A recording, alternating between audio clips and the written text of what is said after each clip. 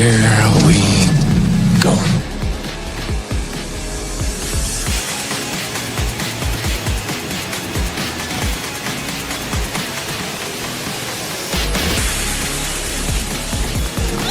Just get those wonderful toys.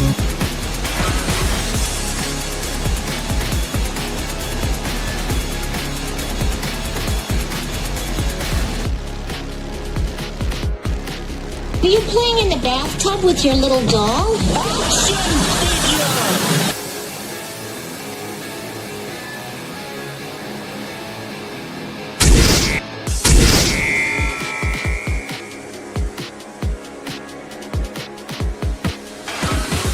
Consider this. What is the purpose of a toy? To be played with. Therefore, to not play with it would be Illogical. Oh, damn it!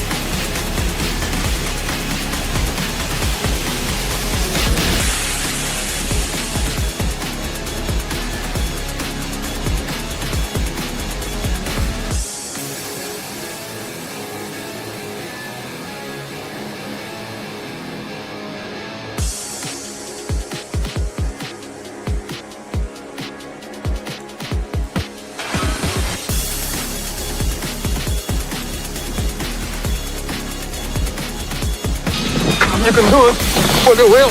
I don't want to go through life being a Wonder Wheel murderer.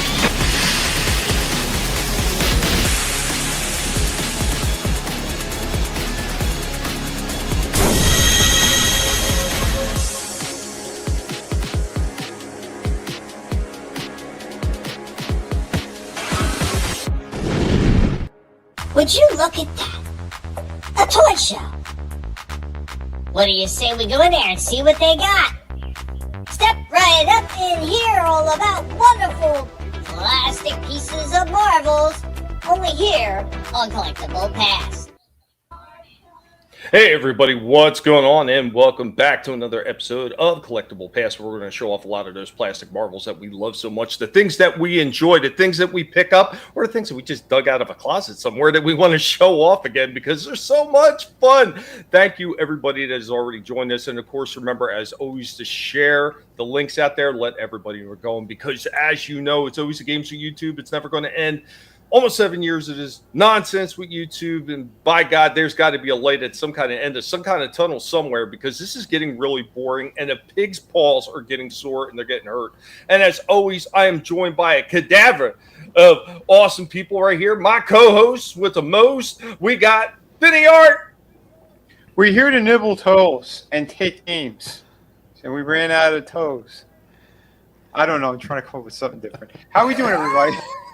What's going on, Vinnie? We got a lot of cool shit today. I mean, yeah. Oh my God. Yeah, there is a plethora. Is that right? Plethora. It's a plethora. That is right, El Jefe. Yeah, we have a plethora of things to show today. So, really cool stuff, and big thank yous. They got to go out to people as well. So, hell yeah, looking forward to this one. Oh man, it's going to be a blast. It's always have a good time doing these shows, because that's what it's all about. It's about having a good time with some good friends and some awesome people that are hanging out in the chat. And guys, don't worry about all you in the chat. We haven't forgot about you. We will get to you momentarily. Also, our other co-host with the most, we got this super fan, Adam Shawhan. Wait a minute. I'm here? Oh, wait. I thought we were just hanging out. Son of a biscuit. Oh, no. Yeah, 1 week till Christmas. Woo, woo. That's right. What? Are you not entertained? You should always be entertained, man. It's always about having a good time, right? Oh, yeah. That's right. Adam, thank you for joining us as always, my friend. Can't wait to see what you're going to be showing off. And, of course, we got our other co-hosts. We got Shifty. What's up, Shifty? What's up? Yeah, we got a plethora of stuff there. We got a huge smorgasbord of stuff. I mean, yeah, everybody seems like they got a lot of stuff to show off tonight. It's going to be a jam-packed show of fun. I can't wait to get into it. Awesome.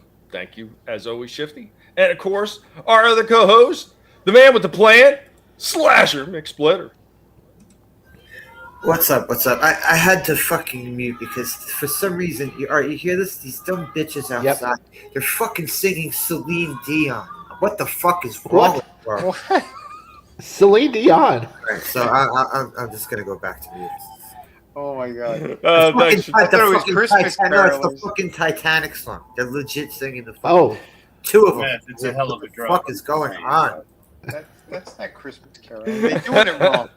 They're doing it all wrong. You're doing it all wrong. Throw And of course, icebergs at them. right? Just dump hot oil on them. Let's go ahead and say hi to some of the people that are in the chat. Of course, we got Chaos Hoy hanging out in the chat. What's going on, Chaos, man? Always a pleasure to see you. Hope you're doing well. We were talking a little bit about that earlier. We also got Gap After Dark. What up, my nerds? Nerds. What's going on, Gap, man? Good to see you, man. RR also hanging out in the chat. It's almost toy time. You're damn right. Time to have some fun, kick back, and show off some cool ass plastic pieces of expensive marvels. Happy Dinosaur also hanging in the chat. What's going on, Happy man? Happy day to you, Tom, my friend. How's your day going? Not bad so far. I gotta say, it's been a pretty even keeled day for the Pig Collective so far.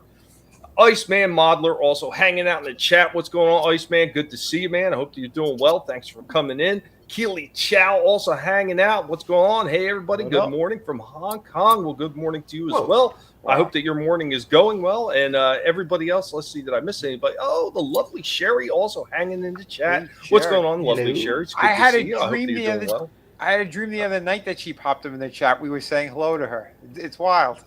Just like, out of nowhere. I don't even remember having a dream about her stream. And it just like we were sitting here, and it's almost like the deja vu thing. Oh, is that why you asked for a new pair of pants for Christmas? Anyway. Oh, jeez. Well, at least she's smiling. Thank you. We're starting off with the nonsense early. I can see, guys, we're going to talk about the season real quick, and I got a few things to show off. Well, I got one thing to show off, and then, of course, we're going to get into all the fantastic toy fun that we always do here on Collectible Past. But the first one is the reason for the season. We're getting close to that time, 1 week before Christmas. So the Pig Collective went in the back, and we dug out some old school stuff. And, guys, we hope you enjoy this. It's all about the fond memories that you have from a lot of those things you got when you were younger. I mean, it's one of the things that I always remember fondly about Christmas is not just the awesome toys you got, but it's the family experience, hanging out with family, and you know, people paying attention to you and say, hey, I would really like this. Or even if they noticed that you were staring at these commercials or you were staring at the shit that was on the shelves, man. It really does get difficult to remember all those things to be able to buy for people. But I know my parents always seemed to pull a rabbit out of the hat every single year, and they would get me some amazing shit. And this is just a brief glimpse into that window of yesteryear's past.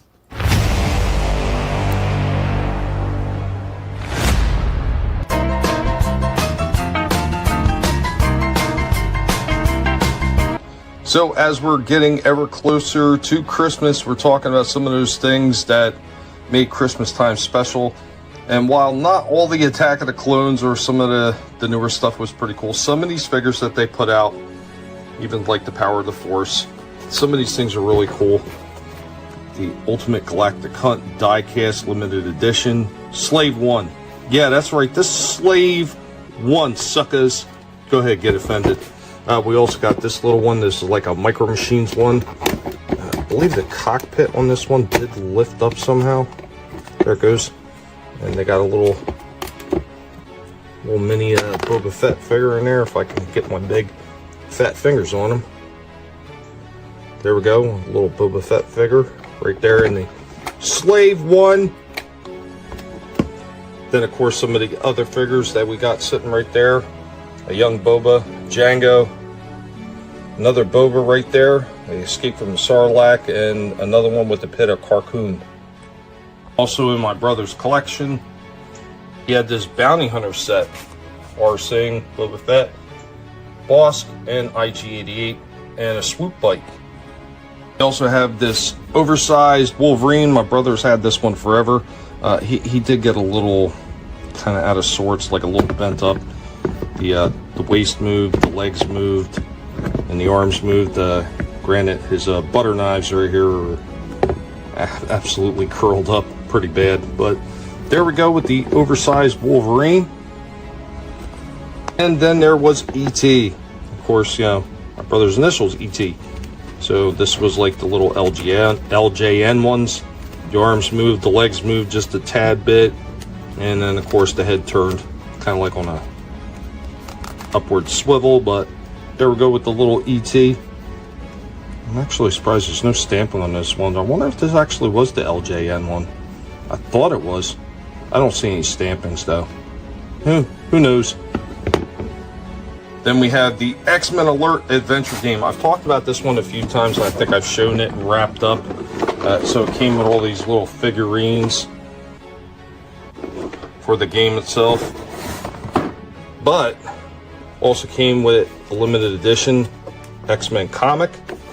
Of course, you got the board right there. And then that's what I did with all the figures. So I painted every last one of these. I think they turned out pretty well. Had a lot of fun painting all these things back in the day.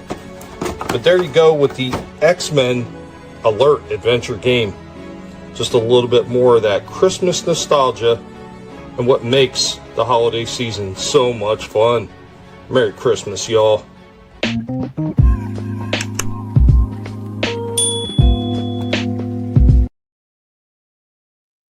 Those X-Men look fantastic.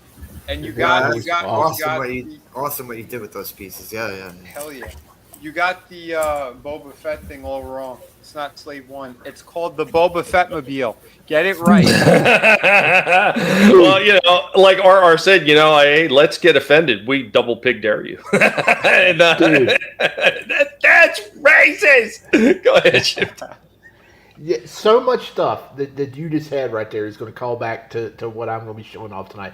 I got a ton of Star Wars stuff. I got Boba Fett and Mandalorian stuff.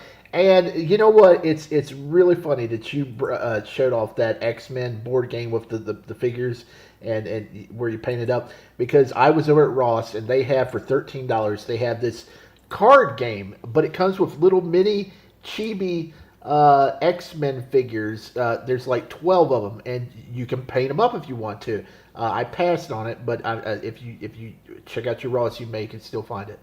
Yeah, that was awesome. But like the detail you did on Banshee's cape, that was cool, man. Oh, yeah. Yeah, definitely. Yeah, I don't want to say I'm like full-blown autistic like Vinnie, but I do my best. I'm artistic. You're autistic. There's a difference. Artistic, autistic. What's the difference? It's part of the Wouldn't you like to be autistic? Autism too. Right. Tina Bochin hanging out in the chat. What's going on, Tina? I hope that you're having a wonderful night.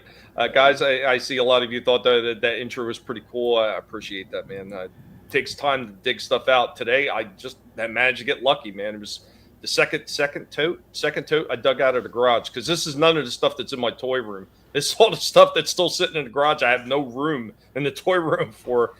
Soul Assassin, what's going on, buddy? Let's get offended. People get offended on this channel. You're on the wrong stream then. The Candy Ass Club is down the street.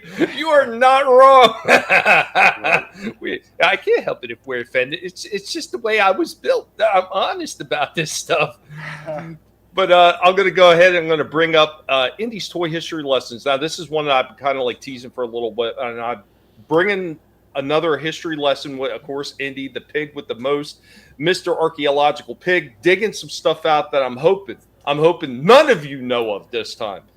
This one should be interesting. I hope you're all ready for this. I expect to see a whole bunch of nope, don't remember that. Here we get into Indy. Take it away, pig.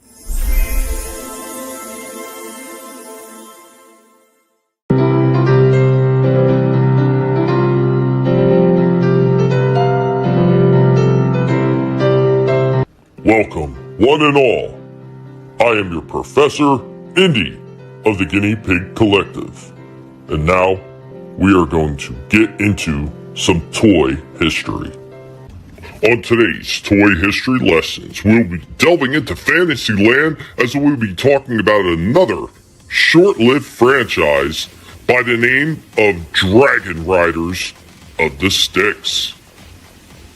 Manufactured by Dimensions for Children, DFC, also known as Multi-Toys Corp., launched around 1981 to 1982 because some of the toys are actually marked 1981, but they may not have been released until 1982, and there is no definitive source to say exactly when these were released. But they were released as the large Dragon Riders of the Styx fantasy playset featuring molded dragons, demons, wizards, and cardboard dungeons, following other DFC fantasy sets like the Forest of Doom. The action figures were a line of articulated 3.75-inch action figures that followed in 1983 and featured characters like Ragnar the Warrior and Gillis the Ogre. They were often sold carded with fantasy heroes and villains. The figures had 7 points of articulation, so there was movement at the neck, the shoulders, the hips, the knees, but suffered from cheap construction and very often had brittle plastic knee pins. The line built its world through card backs, featuring simple names like the Wizard and Dragon Man, and many others, competing with other fantasy lines like LJN's and AD&D toys. They also included fantasy erasers and small fantasy creature mini cars. Now, despite flaws, the line is remembered fondly as a classic 80s fantasy toy, sought after by collectors for its nostalgic, campy appeal. Complete figures and cardboard parts being quite rare to acquire today, especially in decent condition. Now, because DFC did copy a lot of things that TSR and AD&D monsters were doing at the time, they were sued and they were threatened, and they had to remove the faces of a few of the figures. They also had to change the name of the Dungeons of Castellan playset to the Demons of Castellan and use new box art. Guys, do you remember or have you ever heard of the Dragon Riders of the Styx? Guys, thank you for joining me on this toy history lesson.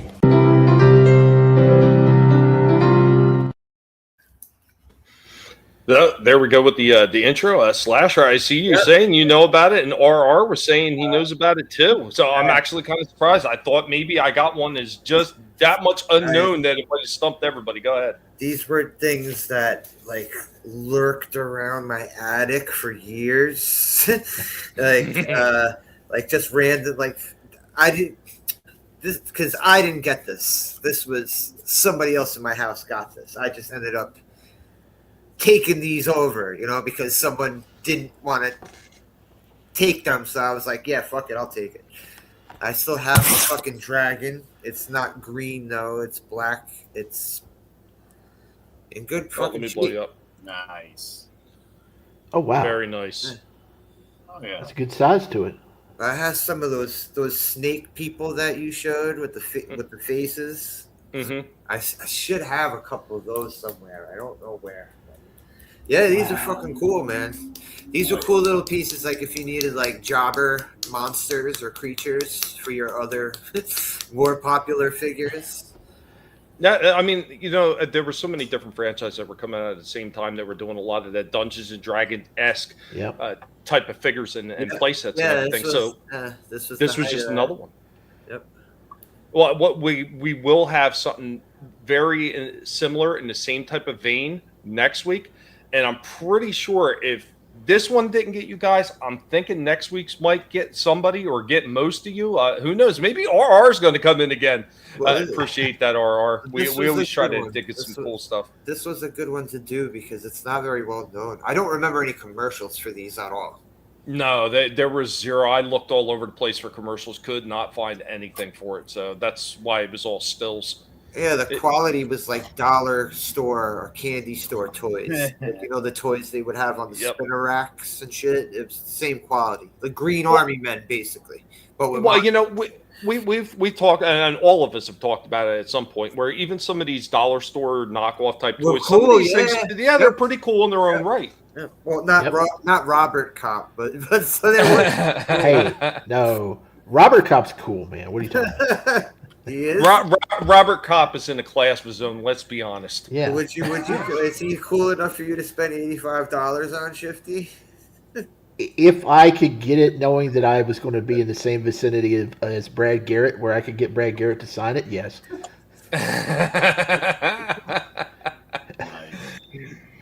But yeah, I'm glad you guys enjoyed that one. So we're going to jump right into a toy break, man. So yeah, this one was a lot of fun to shoot, literally.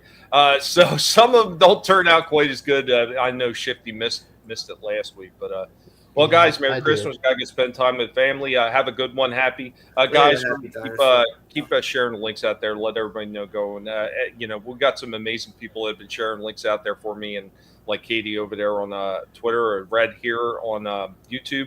Really appreciate her taking time out to share all this out, because sometimes some of these people that always claim that they're out to help people, you see that they're the first ones that never share anything. They don't even try to help you out at all.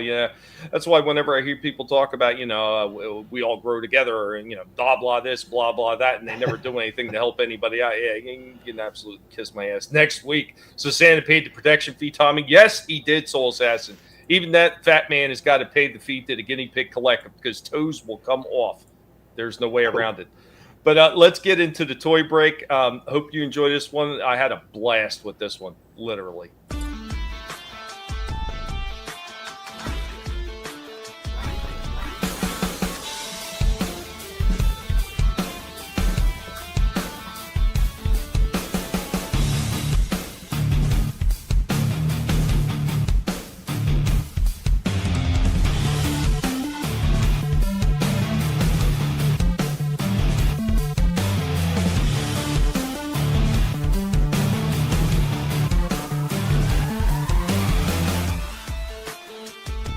Today's toy break, we will be taking a shot at the stunning Your Action Hero mobile team toy from the Dollar Tree.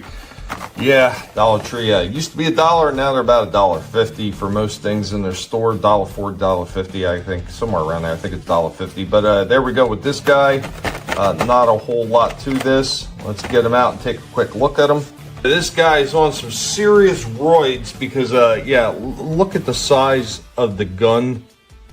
It's supposed to be like a shotgun or something that he comes with. Man, is that thing just oversized for this bigger? That's absolutely ridiculous looking. But, yeah, so the arms move up and down. Legs kick a little bit, not a whole lot, and I think the head turns. Yeah, the head turns right there. And a cheap little backpack thing just kind of sits on there, but not a whole lot to him. He actually feels like he's made out of fairly sturdy plastic, but we are about to find out, ain't we? Here we go. We're going to start off with the old Red Ryder first.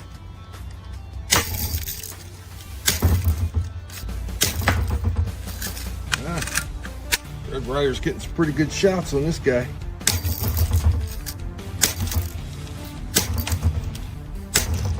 Now we're going to try it with the old Legacy 1000, which didn't do so good last time, but let's give him a shot this time.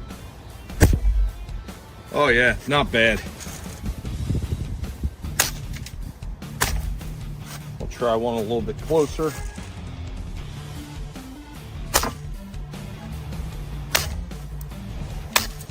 So at the end of the day, Red Ryder, a lot of damage. The Legacy 1000, a little extra damage, but Red Ryder did most of the damage, man. This is all that's left of this guy. It's all I could find, at least. The rest of it kind of got lost in the yard. So we got another head to add to the collection. That blew right off, so there we go. Another successful toy break.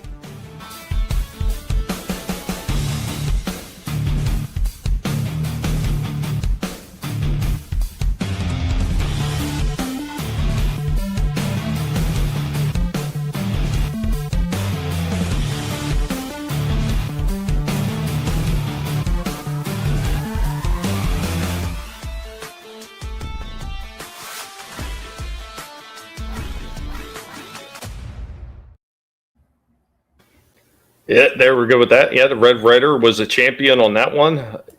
Thank you, R. What'd you think of that one? How dare That was you make brutal. fun of Boomstick? A poor guy and his oversized gun. He didn't want to. he He didn't do nothing to nobody.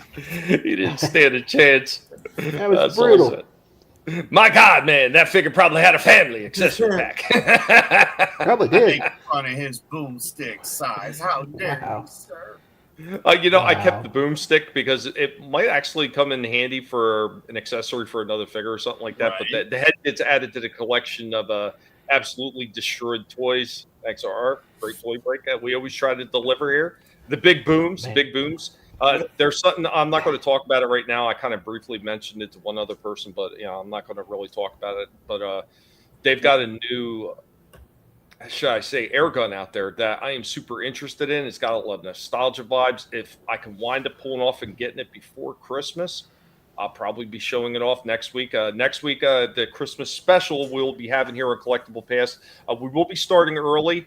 Possibility we may move the time up for the toy show just a little bit.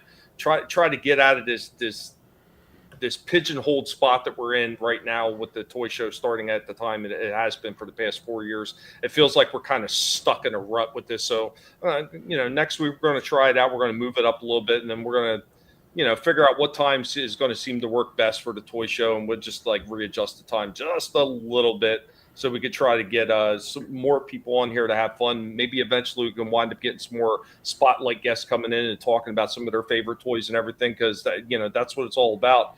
Hearing other voices come in here and talk about some amazing toys, and all of us get to have some really cool discussions about it. I mean, that's what it was always meant to be. Always meant to be that. And, once again, all the people that I have on here every single week, my co-host, my panelist, you guys, I can't thank you enough for always being here time after time. I mean, taking your time out of your day to be here for this, it does mean a lot. And, once again, thank you. And of course, all the awesome people that are always hanging out in the chat and all the people that are sharing out the streams and stopping in and having a good time. Thank you as well. But thank you. On that, what was that toy line you just murdered, Tommy? Mobile Team, My Action Hero from the Dollar Tree. Poor guy. I might get more of those. That thing was so much fun to blow up. I might get a few more. Maybe I'll do a whole army and try to take the M1 Garand with full auto. I mean, you get a whole army setup of them and one M80. You can't get M80s anymore, unfortunately. You can only get M60s. Okay, well, then M60s. We could line up a whole bed of M60s underneath them, connected with a big, long fuse. Wow! Look, it's Guantanamo Bay, take two. Right? Well, I think what really helped this toy break is the fact that I actually got a separate board and I rubber banded his feet to the board so he wasn't flopping around from the hits. So he was a little bit more stationary. He took more of the hit than, say, if the BB hit him and flung him backwards, because a lot of that force actually gets lost when the figure goes flying. So I think that's what really helped this one out.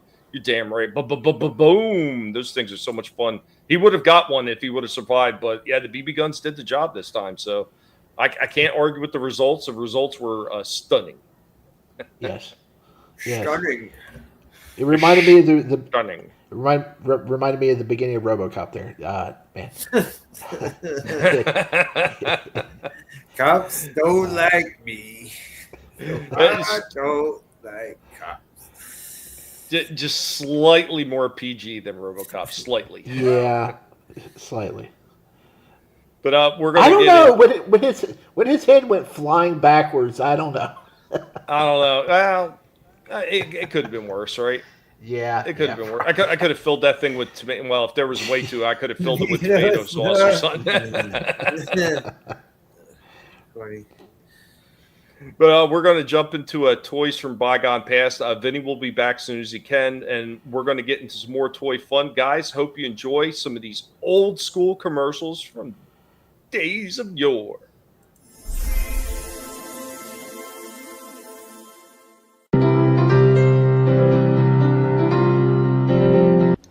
I am your Professor Indy of the Guinea Pig Collective. Welcome to Toys from Bygone Eras. In 1902, Teddy Roosevelt and Ideal gave the world the teddy bear. 1933, Ideal introduced the Shirley Temple doll, and the licensing industry was born. For Toy Fair 1963, it was something called Mousetrap. and a totally new concept in games had been started. Now for 1972, Ideal presents the first open-end action game ever created.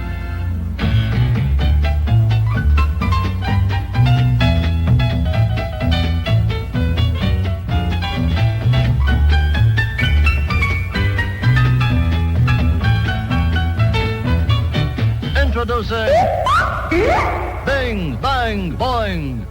How far you go with it is up to you. Bing, Bang, Boing.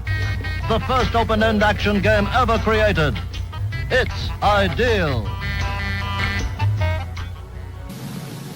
Uphill, downhill, around the track and back. It's Mini Sport by Kenner, the super highway and road race game for little sports. Even a 3-year-old can make them go. Tilt the track, look at them climb. Take Mini Sport anyplace, nothing to plug in. The track is already assembled. Race all 6 cars at once. Be a real sport with Mini Sport. It's Kenner! It's fun! Thank you for joining us, and remember, if it's not being done by a pig, it's not worth watching. There you go, your toys for bygone eras. Some pretty interesting choices there, Indy. Bada Bing Bang Boing? Was that the original name for the strip club on The Sopranos? Big Bang Boing. Yeah. The Bada Bing Bang Boing? You know, everybody I knew, just about everybody I knew had Mousetrap. You know, I never ever fucking sat down at somebody's house and played Mousetrap, even though they all fucking had it. Nope. We played a lot of the other games, like, you know, Risk was like a big one that we always seemed to play at all the different places. I remember my one friend had that one was crossbows and catapults. Oh, and I remember that one. Being a lot that of one fun. had it like the place that kind of looked like one of those dragons of the Dragon Riders of the Styx, right? It kind of looked. Yep. I think I remember that game. Chaos says he still has a mousetrap. Nice. The power biff. Yeah, and then the weird names that they had for that Big Bang Point kind of cracked me up too. Like all the strange names that they had for the power buckets and all this other Big Bang Boing. What the crap? That's weird. Okay. Yeah, pretty strange stuff. But I know you were saying you wanted to get into some of that stuff early. Did you want to get into your segment now, since we're waiting for Vinnie to get back? Well, I don't know. I don't know, because I guess we could. Or you wanted to wait for him to? Well, then everybody else would be gone. So I guess Slasher could go up first, maybe. All right. Yeah. Let me blow you up. So, couple of things sent from Adam and Tommy. Thank you guys very, very much for this. Welcome, man. I got some Tords. Cool fucking Tord right here, Metallo. I know, right? Sweet. Isn't he awesome? Yeah, he is. He looks great. You noticed something about him and the Lex you sent, though, Adam? You It's the something? same suit, just different. Same exact suit. Yeah. Except the torso is the only thing that's different. Yeah, and the back's But he comes with a piece of kryptonite. Yep. Cool. Yeah, I love the paint job on that. Yeah, he looks nice. And another Tord of something I'm very, very unfamiliar with. Is this... What is it? Batman Last Night on Earth? Is this something to do with Batman Beyond? No, it's just a different storyline. And I haven't ever read the comics or anything, but that's that one that I've got that Bane behind me. I ended up getting that guy, and I got a couple of them. And I was like, this is like the third strongest Batman, apparently. Out of the top three, this is the ultimate Batman. He is the third in that suit, the third strongest Batman in the DC universe, from one of the things I had heard. Yeah, he's an evil Batman. And this gray Bane is from that line too. Yeah, it's all based off of Greg Capullo artwork. Okay. Yeah, it was Snyder and Capullo that did that storyline. See, because they never give descriptions on the back of the Tord boxes. Why? Nope. Why can't you just give like a fucking little paragraph about it? You know? Yeah. There's a lot of empty space in that box for some weird reason. There was the Bane piece in here. Yeah. Oh, okay. I when I bought this, it did not come with those pieces, so I cut it out and stuck another figure in it. Oh, okay. Yeah, he sent the Lex. I'm going to show off. He sent the Lex in this. This Lex is dope. I've seen it a million times from you, Adam, but I don't know. It's something about like having this guy in person. He's pretty fucking awesome. I like. Now you got to rip heads off. Yep. He's got to be holding heads. Now I'm gonna put. Let's see. Do all their heads come off? All their heads, pretty much. Most of them do. Really. So I could put Deadshot. So if I take out my Deadshot from the box, I could put him. I could put Deadshot's head on him. Yeah, pretty much. Yes, but you really need to take precautions and heat him up a little bit with a hairdryer or something. Yeah. But I like him a lot. He's cool. Thank you very much, Adam. Thank Yeah, you. he It's is. pretty awesome. And stand too. Yeah, see, I cut finally got a stand. the Lex box up so I could stick that where the Bane shit was, and then I stuffed Lex in there as well, Shifty.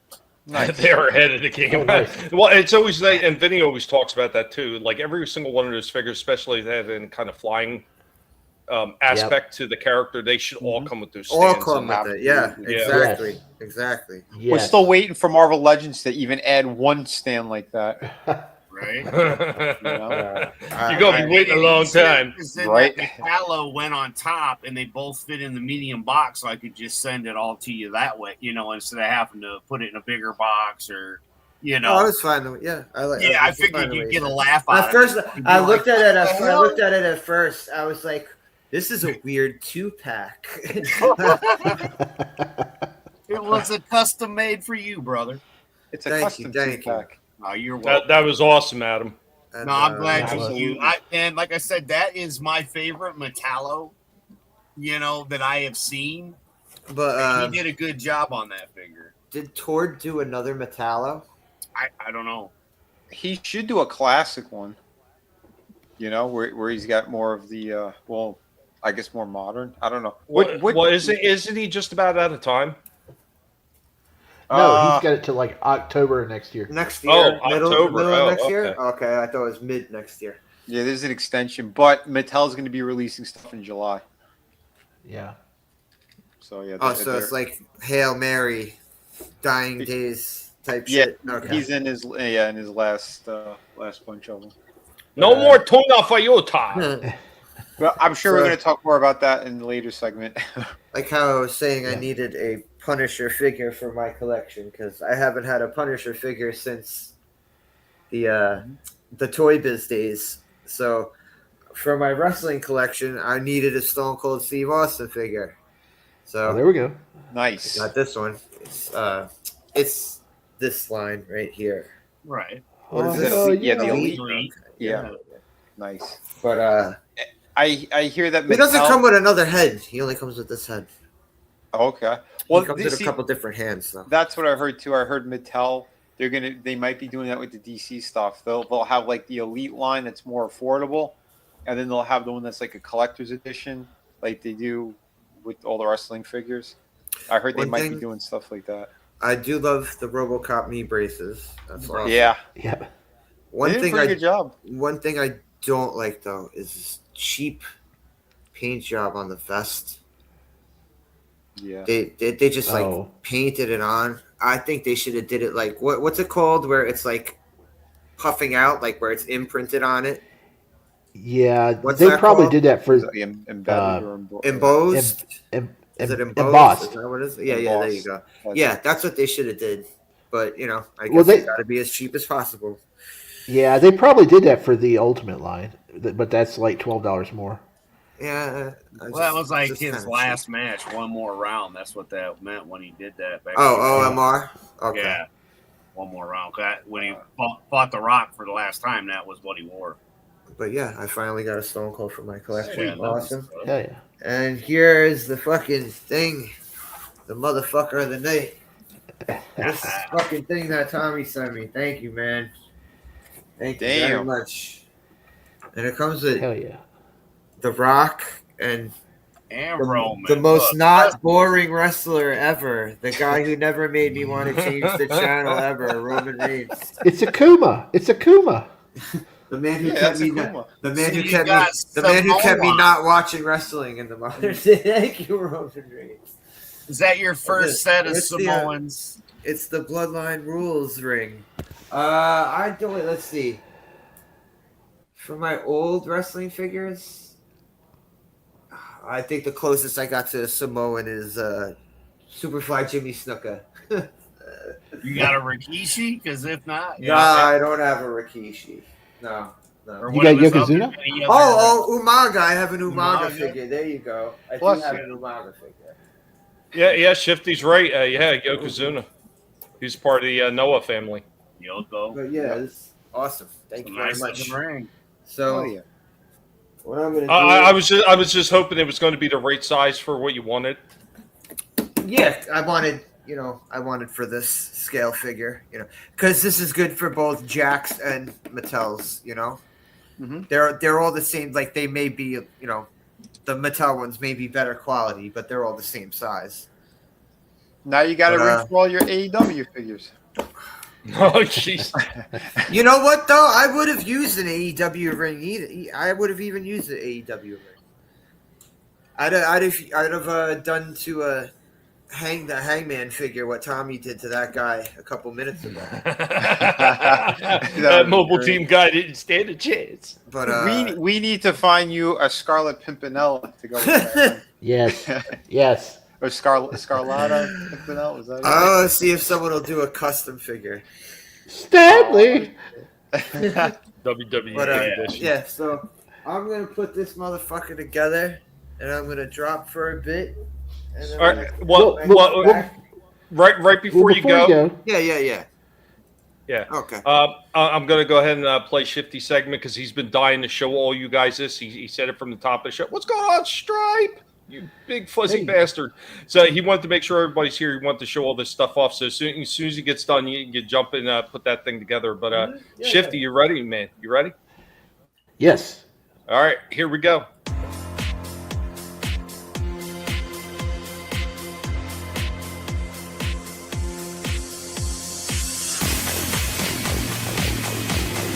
Here you can look, browse, peek, touch, feel, taste, smell, do anything you want, take all the time you want. Nobody's going to pressure anybody around here. Wow! That's a low price! I'm sorry, did you say something about a low price? Wow! That's a low price! I know! I make that deal. How about you, you bitch? You make that deal? I'd make that deal. I don't blame you. Damn good deal. I'd buy that for $1. Shoot. At that price, Burnett can scream all he wants. I find your lack of faith disturbing. Come on, what's going on? The whole order's been prepaid. Sold. Hey everybody, it's time for deals and stuff. New stuff is coming out.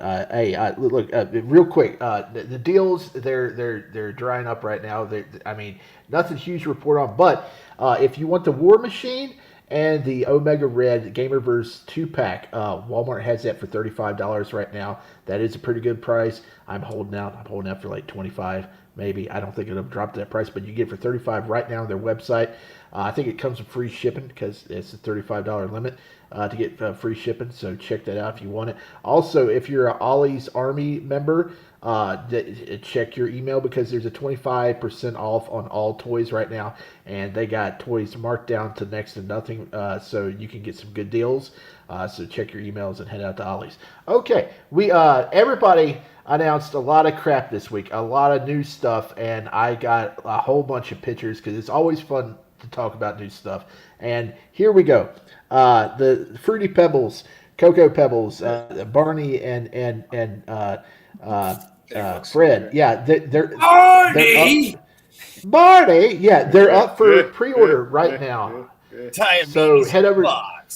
Yes, head on over to Big Bad Toy Store, Entertainment Earth, or wherever you like to reserve your figures. They'll have them up for pre-order. It's a very cool set from Jada Toys. Juggernaut. But wait, McFarlane. But one sec though. Those two, they're separate, right? They're not together. They're separate. They're in separate boxes. Each one comes in its own cereal box. Yeah. Yes. That's what I thought. So it's probably going to be about $70 right there for both of them. Ouch. This is a statue, new statue from McFarlane. He looks pretty good. Old Juggy there. Not as good as the Marvel Legend figure, but still pretty nice. Okay, I don't know what this is. This is Punisher in a mech suit, and it's Nice. That's pretty bad. Yeah, I guess it's a Hulk Buster. I don't know. I've never seen this before, so yeah, this is coming out at some point. That looks really good. And from what I understand, I think it has like a helmet too that goes over the front of it. Yes. But that head was based off of an Italian artist's rendition of Punisher. I forget that guy's name, but he did a couple of miniseries with the Punisher kind of recently. And I'm familiar with the guy who sculpted that head too. It's awesome, and you could probably switch it up. You could switch it with your other Punisher figures. Yep. This is a classic Doctor Strange from McFarlane. He looks pretty nice. I wouldn't mind picking this up. I don't know what size this is. I think it's one of the smaller ones. I might get this one later on. Does he got a bar of soap in front of him? This is Lizard from. Oh yeah, he does, don't he? I think it's supposed to be some kind of script or something. I think. No, it's a bar soap. It's a bar soap. Yeah, it's a bar soap. Magical bar soap. He wants to clean everything. This is another McFarlane statue. It's the Lizard. Torment. Yeah. He looks pretty cool. Yeah, that's the Lizard from the Torment storyline. That's when Calypso brought him back and brought back Professor Pig. Professor Pig's joining the multiverse. One of the just the one that Better get him while you can. Yeah, he might not be kosher for long. Yes, this is a very cool character. I may have to pick this one up. Nice. Real quick. Always DTF. We're gonna do this real quick while he's up there because you're spending your time and money, and we're gonna get right back into Shifty's deals.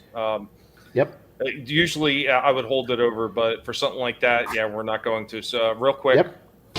This calls for a Sword of Omens special.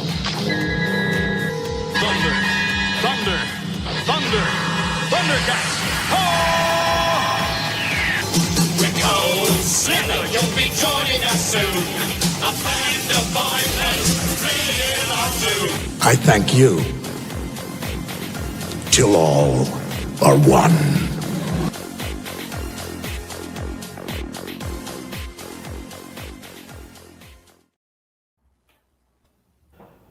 Thank you so much, Always DTF, for 20. Merry Christmas, everyone. Taking a break from wrapping gifts to eat. And I guess watch you guys. Wishing you health and tasty veggies to all the guinea pigs. Plenty of cool toys with great articulation for all. Dude, thank you so much. Always DTF. You rock, brother. Much appreciated. Very nice. Merry Christmas, bro. To you and your loved ones. Happy New Year. Absolutely. Thank you, and man. Happy New Year, yeah. And the guinea pigs appreciate getting a mention there as well. And I know some of the guys are talking about, man, the classic look is nice. The lizard looks cool. Some nice statues. Absolutely. So what's the deal with this pig guy again? This is Professor Pig. He's not kosher. He's kind of crazy and stuff. You may have seen him on the Gotham show or in one of the Arkham games. Yes, I do recall him in Gotham. Yeah, that's right. Mm-hmm. Yes. Was he from the comics, or did they just make him up for the? No, he's from the comics. Okay. Yep. Okay. Was he during the Court of Owls storyline? Because that's he's old. He's older than the Court of Owls. Okay. Yeah, okay. Well, that's the storyline they tied him into on the show. Yeah, he's like some kind of serial killer character. Uh-huh. Like a slasher type thing. At Chaos, there is always a Merry Pigmas, and there is always a Pigly New Year, always. But yep. Yeah, if you get this figure, you definitely need to add some blood and splatter and all sorts of grime on this figure. Absolutely. Yeah, it's pretty interesting. I like what they're doing with the cloth apron on there. I think it looks really good. Sometimes it doesn't pull off very well, but it looks pretty decent on this guy. I'm surprised it's a new body because normally like he Yeah. reuses everything. Wait till you see what's coming up. Oh yeah. Well, I know. Yeah, Todd's the king of the reuse of parts. But Well, this just happened to be the next one in the Yep. pool. Yeah. Yep. I threw it up there because I mean, when was the last time you had a classic Spawn figure with that much accessories and stuff? Yeah, that looks pretty neat. And they gave him that same board with the spike that the original figure had. Yes, he's technically supposed to be. Well, he wasn't going to run another Kickstarter since people are getting so angry with him. So that's why he made it an elite instead. So this is like a $70 figure that's probably going to be on discount before you know it. Yeah. Because all of his crazy. elite figures, they all dropped in price. None of them. He can't maintain that price point because he's ripping off people.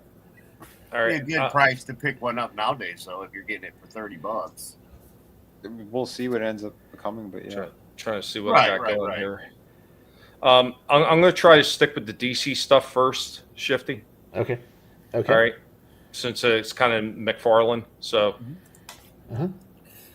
Yes, we got another Jay Garrett. He looks okay. I don't know if he looks as good as the last one. I think no. some of these might be I remember re-releases. seeing that the last one they did like maybe about 3 years ago. I swear it looked 10 times better than this one. Like even the face and everything, the body, superpowers the head's one, too right? small. Didn't they just Yeah. do the superpowers? this look one? more like the comic. I don't know what he's going for, but something's definitely off. His proportions are all messed up. Yeah. Spider sense is tingling. Like he's a little too diesel for Jay Garrick, you mean? That too. Yes. Yep. It's got a lot of issues, but that's what happens with all the reuse shit. Okay, this is the one. Yeah, this is the one. This is the Wally West I showed off last week, and I'm showing this off because I think it looks much better than what we got coming up here. But yeah, this is the one that if Tommy's got it up next, let's see. Yeah. Hold on. I'm bouncing back and forth between a couple tabs.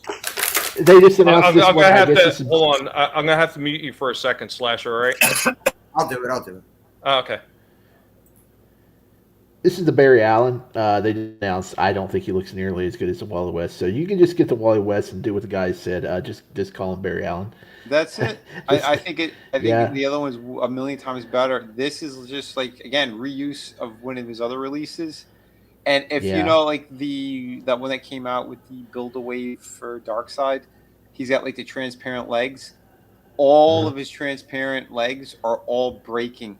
There's people who are buying it brand new or getting it from eBay, and they're shattering in the package before they get to the people. Because this is the problem that happens if you use the wrong plastic, the wrong PVC. That teeth weren't clear. So that's a note for everybody out there. If you're a toy manufacturer. Don't do what Todd did. Is it just me, or does his head look just slightly too small? It's too small. It's exactly like it. Yeah, just like the And Jay Garrett. his arms just look a little on the stumpy side. They're stumpy because the shins and the thighs are too long. If his head was bigger, it would look normal. That's all they really need is to just.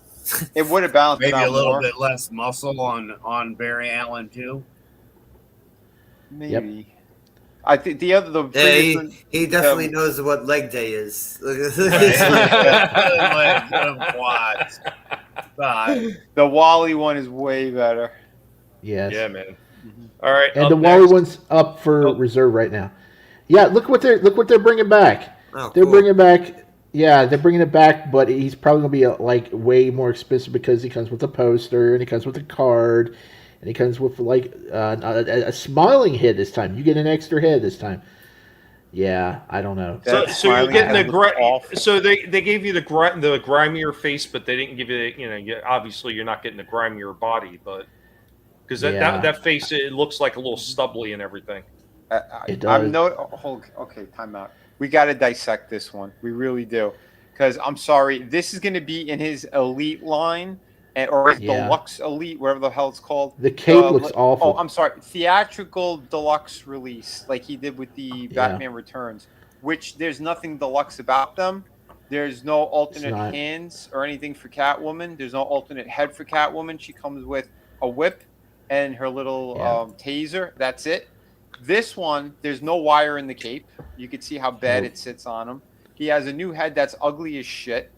And the rest is just paper. So there's really no new items other than a head that looks terrible and the poster. Wow. Is this like that's the head of the Superman 3 asshole Superman with the one that's on the one on the floor next to his right foot?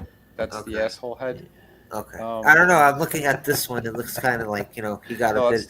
That's the neutral head. It's another one though. It's that head's a little bit smaller than the other ones. It looks like. Yeah, it's a horrible release. And again, they didn't update the body. At least updated his upper torso, make him bigger, his chest and stuff. You know what? You know what they should have done? He's got the Beetlejuice shrunken head syndrome. Real quick, before you jump in that Shifty, Gap wants to know when is this one coming out? Oh, I don't know. They really haven't announced the dates, I think, yet, because these were just shown today. I don't think they'll probably give us information next couple of weeks about when they'll go up for pre-order and stuff. So I would imagine it'd be in the spring. Yeah. Look how next month. His thighs look like hot dogs. Look how thin they are. Yeah, you could use some of the fucking that earlier Flash's figures thighs. Yeah, Flash, right? What they should have done, they should have got the Superman with the comic book cell shading and just released that one without the cell shading because it's a much better body. It's got a better cape installation because the neckline is lower and it looks more accurate to the actual suit. It looks way better. That was his opportunity to do that, and he didn't. This is a fail. It is a fail, but I mean, and I understand too for the people who don't have them. Yes, absolutely, having a re-release is key. But if they're gonna re-release them, make them better than the previous one. Because I'll tell you right now, if it was the better body, wired cape, the extra head that actually looks like Christopher Reeve instead of a weird smirking melty man, this would have been like an instant buy for everybody again. But once again, too, you're getting the guys that buy multiple copies of a single figure. This might even be one of the ones that they're going to pass on because it's a bit of a downgrade from the last one. That was cheaper, by the way. Yep. Well, hey, you can still get for about $50 on eBay. Ship. If it doesn't sell, that's good news for us who would like to have extra parts and stuff. So get it on clearance. Yeah. So because the alternate hands are good, I will say make a hell of a Bizarro out of this. Yep. Good. All right. Yes, I don't know who this is. It's no. Don't you have this one, Vinny? I don't have that one. No, the one I have is way better. Is this Hal or is it Kyle Rayner? I think it's supposed to be Hal, but he didn't release the good. Black. This isn't the good body. This is the bad body mold. Yeah. The one I have, it's harder to get, but it's a way better body. This one has got its problems all over the place. Yeah, I don't know what's going on. Is the suit textured too on this one? If it is, it's the one that they've re-released. Yeah, I can see on the legs and on the upper torso. Yeah, this is the one that they re-released multiple times. This is just a really bad cash grab. They try to do a new face on him, and they change the chest piece. It doesn't work. He's reusing parts and he's failing on this one massively. Yeah, he's getting desperate. Well, hopefully the next one. Let me see. There you go. Yes, they're re-releasing Bane. Yes, I was right on the bird. Hello, Batman. Born in the dark. Yeah, hopefully it's better than the Build-A-Banes because those were built like crap. I think Todd McFarlane is in the dark. He can't seem to understand or see real proportions. Sorry, guys. Yes, I have no interest in this. Nope. I always hated that Bane. I'm not sure what this one is. Okay. Oh, Anna? Oh, yeah. Yes, finally. But she's going to be some kind of collector's edition because she comes with another character. Yeah. So he's going to milk the fans. Oh, jeez. She looks really good. She looks really good, but not as hoochie mama as I would like to have her look. But it's more the classic look. Yeah, the classic look is fine. If you're gonna release her, I need a little bit more cake. Be happy that we actually have a Zatanna coming out. Yeah. Todd is allergic to females, apparently. Yeah, I may have to get this one. And plus, she's got a monkey. I need to go with my Constantine, yo. Yeah, yeah. Get you dark. Well, you know what? That's not entirely true, Vinny. We got it on good confirmation that Todd is into female tunas. So, that's the canned tuna he likes. You don't like the real stuff. All right. So next up, we got this one's was a little bit out of place, but wait, there we go. No, wait. Yeah, okay, never mind. We'll just go ahead and talk about it because there was a few more DC ones. Yeah, I know. It got mixed in. It's fine. Yeah, I'm sorry. Yeah, he. I don't think he looks good at all. He's. I mean, well, he didn't look great. He didn't look great in the movie. Deadpool and Wolverine. Yeah. Yeah, it's accurate the to the version. movie, but it's not the definitive version that we wanted. Yeah. Dude, I'm sorry. That head looks like it was drugged through a freaking like a Clyde's car crusher or something. It looks way too thin. Just like the real Wesley Snipes right now. Yeah. Right? That's why I said it's accurate to the latest movie, but not the version that we wanted. We wanted classic Blade 1 or Blade 2 look. We didn't want No. That's still okay for what it is, but yeah, he's not on my list. After he got 8 Vax people blood. Right. All right, you ready for your last two DC shots? Oh yeah. Well, I was going to say, do you want the simple one first or the bigger one? Whatever you think. All right, thrill me. This one. Yes. Look who they're bringing back out, and I need him because I didn't get him first time. I also don't have him, so yeah. Yes. But he's going to be the theatrical deluxe release. Right behind me. Yeah. Lucky. Geriatric Blade. Yeah. Lucky. Yep. Oh shit. Yeah. Yeah. And then. And of course, here we go. The not Jack Nicholson. Hey, did you know that they're releasing a Jack Nicholson version of? They're releasing a Jack Nicholson version? No way. But it's not. But one of us actually, they're not. Yeah. They're not releasing. Oh, I know my story. Hell no. He does not want to pay for the license, or I'm sorry, the likeness. But he does have. Yeah. He could make a Joker, so this is generic Joker. But He still looks okay. pretty I'd good. still get him. I see he Yep. looks close Yeah. enough for me.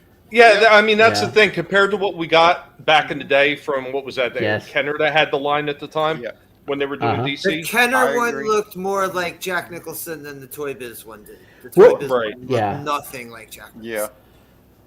I still wish they had the squirting flower Joker figure. Yeah. I wish Yeah, I had the gun. I wish they had the alternate head with the beret and the melted face. Mm-hmm. Yeah, that's what I want. But no. That'd be yeah. I know because how he's showing it. We'll see if there's any accessories aside from what's there. Yeah. But apparently the hat that's molded onto his head. Wait, guys, Oh, no. they're making a Jack Nicholson Joker.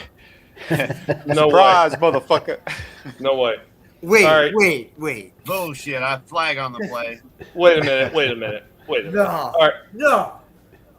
So we're going to get into the last ones, which were the Marvel ones. So I'm going to show this one because this is my least favorite out of all of them. Oh, I love that. No, I freaking. That's one of the top ones I want. It looks like it from the movie.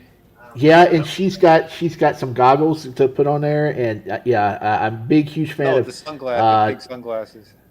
Yeah, huge fan of this character, and big fan of the actress, if you know why. She just showed off a picture today. Yeah, yes. Oh wow. Okay, let me tell you. I'm getting this figure. I know why. I could have swore during the middle of that I heard a bottle of lotion crack open. Right? Biddies. She does have an alternate head though as well, and she comes with the Juggernaut. I think Shifty just filled the cup. And she comes with the Juggernaut helmet, the Vinnie Jones. Talking about head over here and shit. From Tickle Biddies. Hey, actually, I got her Star Wars character on the way to my house. I ordered. She got messed up in Star Wars, man. She got ganked real bad in that Acolyte show, man. She got killed off bad, man. But hey, cool figure. I'm getting her. I like her. Okay, next. What we got next? Notice we didn't say spoilers because nobody's watching the Acolyte. Hey, look what they're doing now. Hey, why didn't they give us? Yeah. Well, this at least is scuffed up and he's got like battle damage, but I'm kind of pissed off that I do like to get a new head though.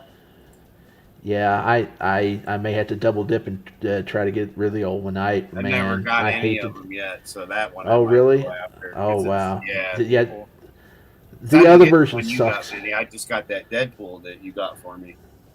Yes, dude, that Deadpool's awesome. Yeah. Okay. That's next one. All right. Hold on a second. I'm sorry. I'm bouncing back and forth between tabs. My bad. Yep. Oh, I reserved him the other day. There's a problem though. Well. Oh, there's a huge problem. What's the problem? Yeah, there's a huge problem. No unmasked head. Yes, comes with the neck, comes with the hood, but there's no extra head. So you got to have one of the old Jackman heads. Yeah. What is that? That thing next to him. That's that not a thing next head. to him That's is just the a hood. mask that's supposed to hang off of what head? Yeah, exactly. They are ridiculous what they did here. This is so if you have that first release of the yellow suited Wolverine with the full arms that are covered, that has the head that's supposed to come with this one. So now they're expecting people to go back and go buy that one instead of just tossing the extra head in here with, I don't know, maybe a new expression like an angry face instead of a neutral head. I tell you what. If you're going after another head for Hugh Jackman, get the figure with the wife beater. Those are way better looking heads in that pack than the The re-release, not the original release. The re-release has new paint jobs for the teeth and everything, and the digital print looks way better.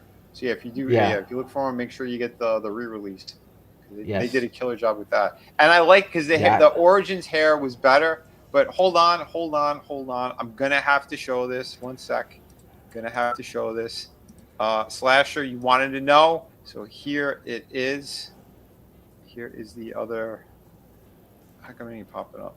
Hold on. I got to bring this down first. Joker, bro. There it is. So there is the angry Wolverine head. It's bitter beer face Wolverine. Yeah. This is like when Todd ate the bad tuna. This looks like some of the Twitter females that you argue with on on the platform over there. They now call X. Got the downs. Remember the commercial? Remember those bitter beer face commercials? Yes. That's like me, Wolverine. I like what Adam said. Yeah, give up. You're coming down with the down sickness. Give up. Coming down with down sickness. But we need the clip of Jones going, "I'm kind of retarded." we still got more. That's right. I did want to show that 'cause it was funny. Gambit's getting a statue now. Yes, he looks okay. All the Jim Lee covers. Yes, now I'm telling you, Todd has to re-release the Wolverine and the Cyclops and the Magneto without the cell shading because he's putting all these other ones out without the cell shading. So I mean. But I want to know, are they all in scale? Because he has a problem with that. You know? Yeah, I don't know. I've got two of them, but I haven't. Yeah. Oh, wait a second.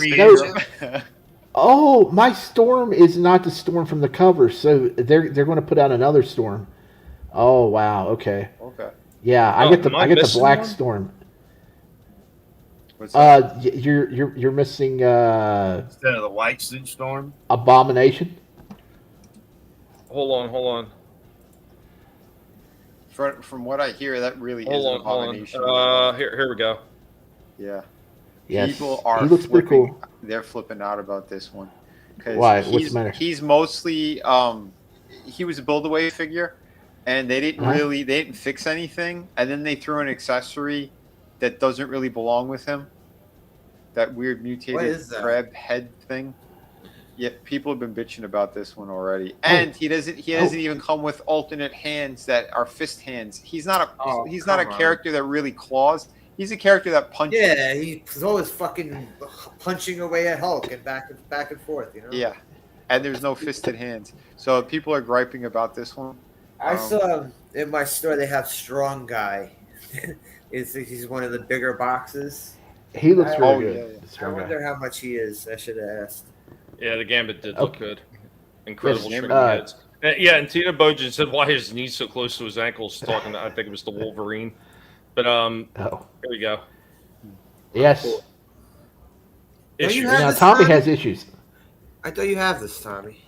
I don't. I have the little.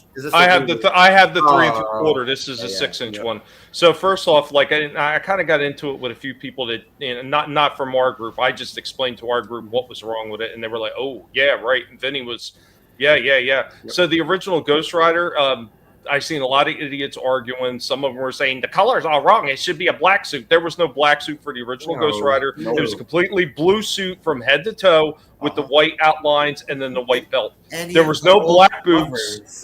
There was no black boots. There was no white gloves except in a few small covers that they had. And then the big gripe was the chain. He had the Hellfire blast that came out of his hands because he didn't have a penance there. That's how he burned their souls with the Hellfire shot out of his hands. Yep.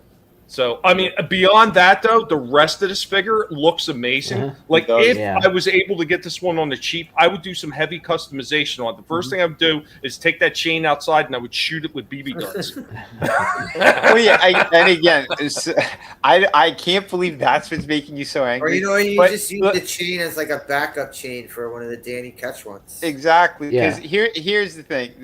That's why they threw it in there, because they already had it molded, painted. It's already there. So them adding that doesn't piss me off. The boots and the gloves, yes, I could definitely see the gripe with that.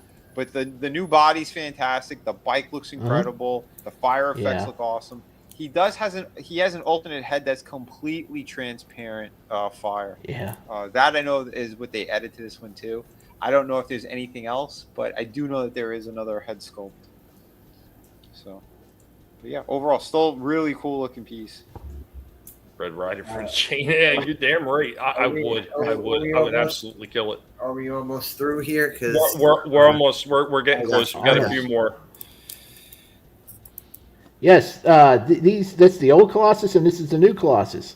They got a new Colossus and X-Men Colossus. Yes, I don't like him quite as much as the old one, but you can move on to the next picture. Well, it has its problems, and that's what I was going to say. Yeah. Comparing the two of them, the new one, the body proportions are fantastic. The problem is that it's the astonishing X-Men costume. We want the classic one, so I'm sure they're going to use reuse a lot of this, and it's not going to take much to make a brand new one that's more classic. But looking at the older one, the colors are nicer, but his shoulders are so tiny. His legs, like especially how it goes the thighs to the crotch area, that's all incorrect. It looks like it's like a little kid's lower crotch area, and then all the proportions are messed up on it. But the new one is way better, and I know the articulation is a million times better. I just missed the shoulder fins. The shoulder fins off the original. Yeah, but again, I knew John Cassidy and his design. Like, I understand what he was going for with it. Still pretty cool. He is one that I would get, because that 2-pack, I mean, we finally have a brand new Kitty Pride that goes with this. All right, guys. I'm gonna drop. I'll be back in a bit. I'm done with this. I'm just I'll keep it running. So yeah, it's all good. No problem, man. No problem. I'll be back in a bit, guys. You got it. See, look at the range. He could actually do the full 90 degrees on the forearms now. That previous one could not. You're lucky if you got 20 degrees out of it. Yeah, and that head's a lot better than the standard head they just showed. The grimacing head's really nice. But what I'm definitely. Oh, go ahead. No, I was gonna say with these newer Colossus figures, you could definitely do head swaps on them between the old one, the Deadpool one, and this one. So you have your options, which I like, because the silver paint has been consistent between them. This goes up for pre-order on January the 8th. I think this is going to sell out quick. So if you want it, your best bet is probably GameStop. If you're not a Hasbro Pulse member, I think they get in early. But who in their right mind would pay for Hasbro Pulse? No, that's like an extra $50 on top of everything else. Yeah. Mm-hmm. Okay, let's see. Good old Kitty here. Yep. Yes. Yeah, she Look looks at that. good. She looks fantastic. And that's alternate head. That's the alternate head. Yeah, that's the alternate head. So I'm happy they gave the options. Yeah, and look, he's got the closed neutral face there, the closed mouth, and he's got the angry one. They got the different accessories. Like, I'm glad that it's a good set, and that these two it finishes the roster for Astonishing X-Men. By the way. Hey, what up, Frankie? Yeah, man. Hey, Frank. Frankie says he had a motorcycle made it look red licorice. Yeah, that was the thing about his motorcycle too. A lot of people forget it wasn't really a real motorcycle. It was a Hellfire cycle that he made with his freaking Hellfire that shot out of his hands. But that's so there you go. Your Kitty Pride. God, look how good she looks, man. That looks. Yeah, awesome. I really hope they do another version of her in her blue suit. But yeah, this is awesome. Got to get it. I got to get that Cyclops too. If you don't have Cyclops and Wolverine, you better be looking. I'm pretty sure they'll re-release the Wolverine at some point. If they may already have it up for re-release. I don't know. Oh, the Astonishing X-Men one. Yeah. Yeah. They'll probably. They already. Yeah, he's up for pre-order again. Okay. Well, the Cyclops, if you want Cyclops, you probably ought to go look for it on eBay because I'm pretty sure everybody's going to be hunting that down. Yeah, he's harder to get now. All right. Yeah. Was that it? One more. Oh, yes. They're re-releasing this on Hasbro Pulse, and they raised the price on it. It's now $219. Jeez. If you want to, Pass. Yes, pass. $219. No, thank you. No. Yes. Hey, somebody needs a cleanup sock. Cleanup sock. Aisle 1. I'm not for Kitty Pride. Come on, no. I mean. Yeah, agreed. I will give Hasbro credit with that. They do put the things in a lot of poses that hide a lot of the flaws, but not always. Not always. The discerning eye will always find the problems in those damn things. Yeah, there was no major problems with that Colossus. I mean, it's accurate to the design that it is, and the proportions are way better. I think the design, where it fails for me, and I'm really particular about it, is the shoulder fins. Like I said, I really love the shoulder fins, and this just covers the shoulders. It's just kind of again. It's not the classic Colossus. It's from. I know. Why. But what it reminds me of is when all those years where I tried to create X-Men characters and stuff in wrestling games, and I don't have shoulder fins, so I just had to just cover the shoulder. That's what it reminds me of. So I'm like, oh look, it's a second-rate costume for Colossus. When it's not, all silver, man. Personally, I'd paint it because I like the way he looked. I'd chrome it all out, and I'd put a tank top on his ass from WWE. Well, what all that Colossus talk? I guess I'm going to be showing a figure tonight. And some blue jeans, And then you'd have the animated version because it does look like a real. That is a very good looking Colossus. I mean, I like. Colossus. I love the diaphragm cut as well. Like you said, his proportions are. He looks like a Colossus now, not the one that was like, oh, we have like little kid parts and then long legs and I don't know. I think they messed up originally. What was his Australia outfit? Because everybody's saying they still need to release an Australia outfit for Colossus.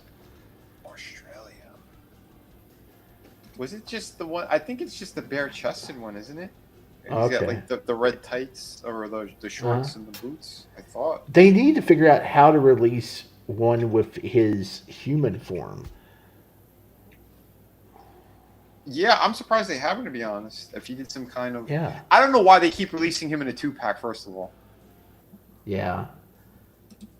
You had to buy a Juggernaut to get him back in 2019.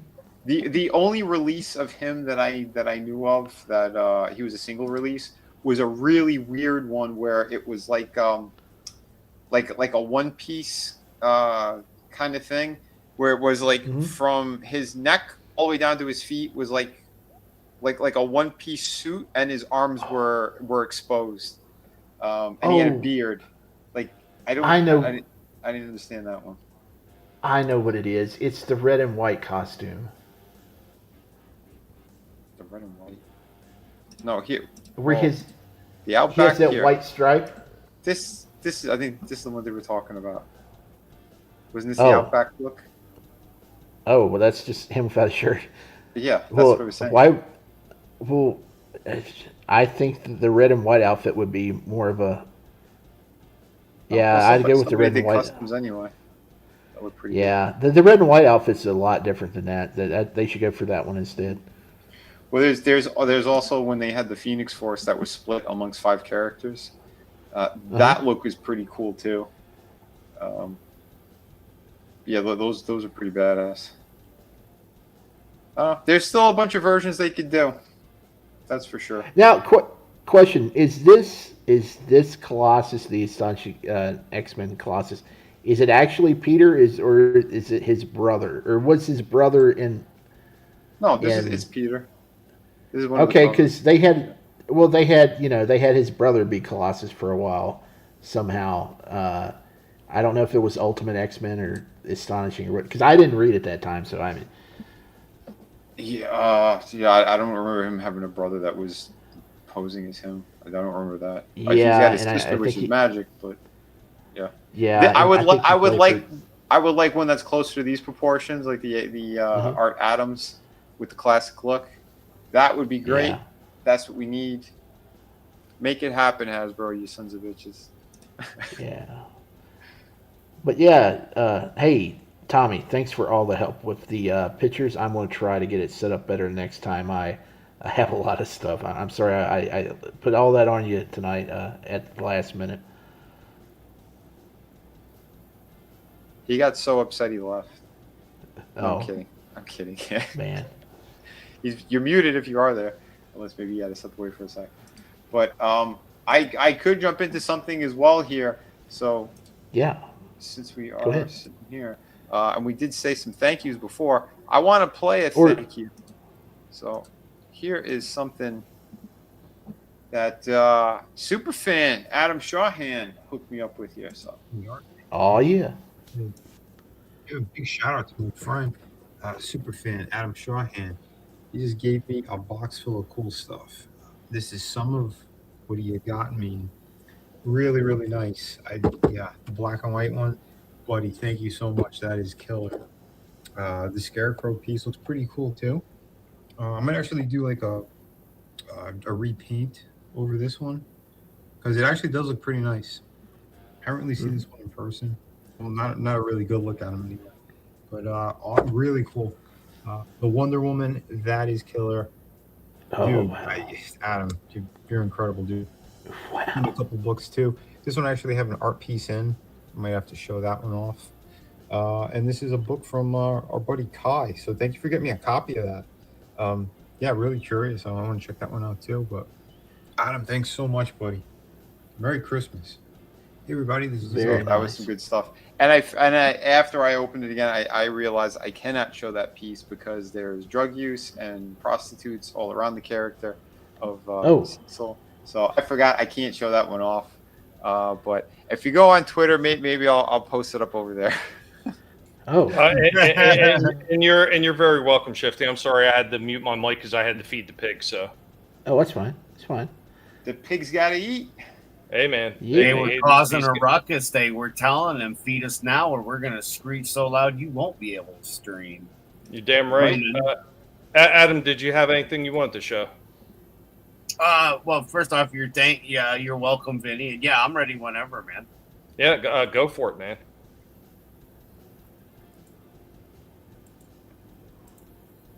There we go.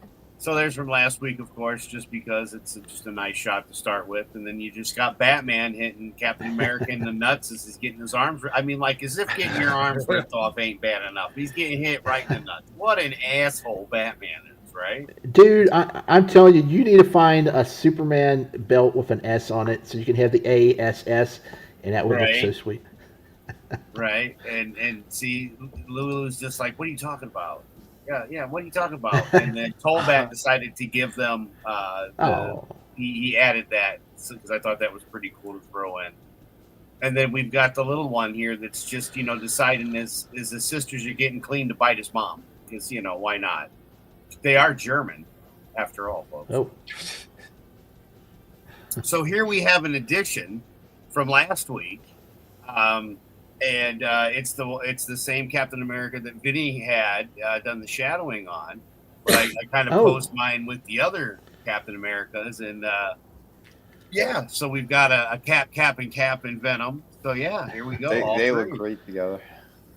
Thought it'd be kind of fun to do something different with them, and you got to have the Ghost Rider Lego guy in the shot. He's got to ruin it every time. And then we've got a lot of stuff that Tommy had sent me, and something that Vinny had sent me. Da-da-da. There we go. Yeah, look at that. Yes. There you go, brother. So yeah, we just got some side shots here of the office, and what is that? Oh my goodness! Somebody, what is going on? It could be a Tollback head.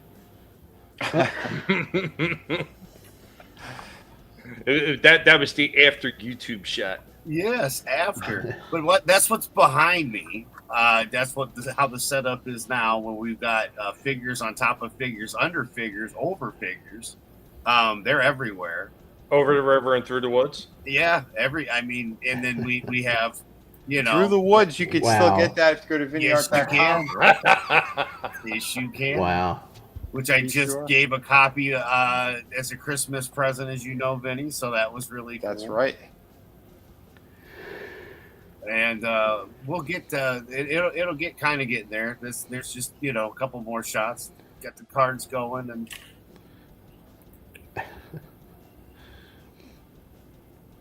Stamps. Man, you almost got the Batman stamps that it came out a while back from the United States. There's the figure Shifty was talking about with hell yeah, shadowing. Yep. You almost got yourself a toy store there, man. I know, right? Well, it's just the way it goes. All right, here we go. Into the shit. Now, I am not a fan of this title by any means, but this looks pretty freaking good. That looks fantastic. I've never been a fan of the Big W, but yeah, in this kind of a situation, I hate their belts, man. I know. But by the way, this is a Christmas present for Nathan because he doesn't have this one, and I got a killer deal. And the color scheme actually matches my office with the blue and the green and the But anyway, that's cool.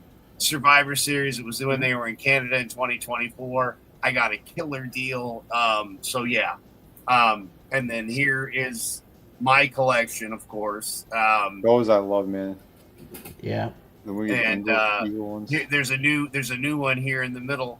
I've actually redone the room, which will be here's with no lights, just kind of glowing, and there's Andre the Giant upside down because why not? It's a huge belt. This is the wall, literally, not in the way it normally is, but look at how huge that is. That's massive. Wow.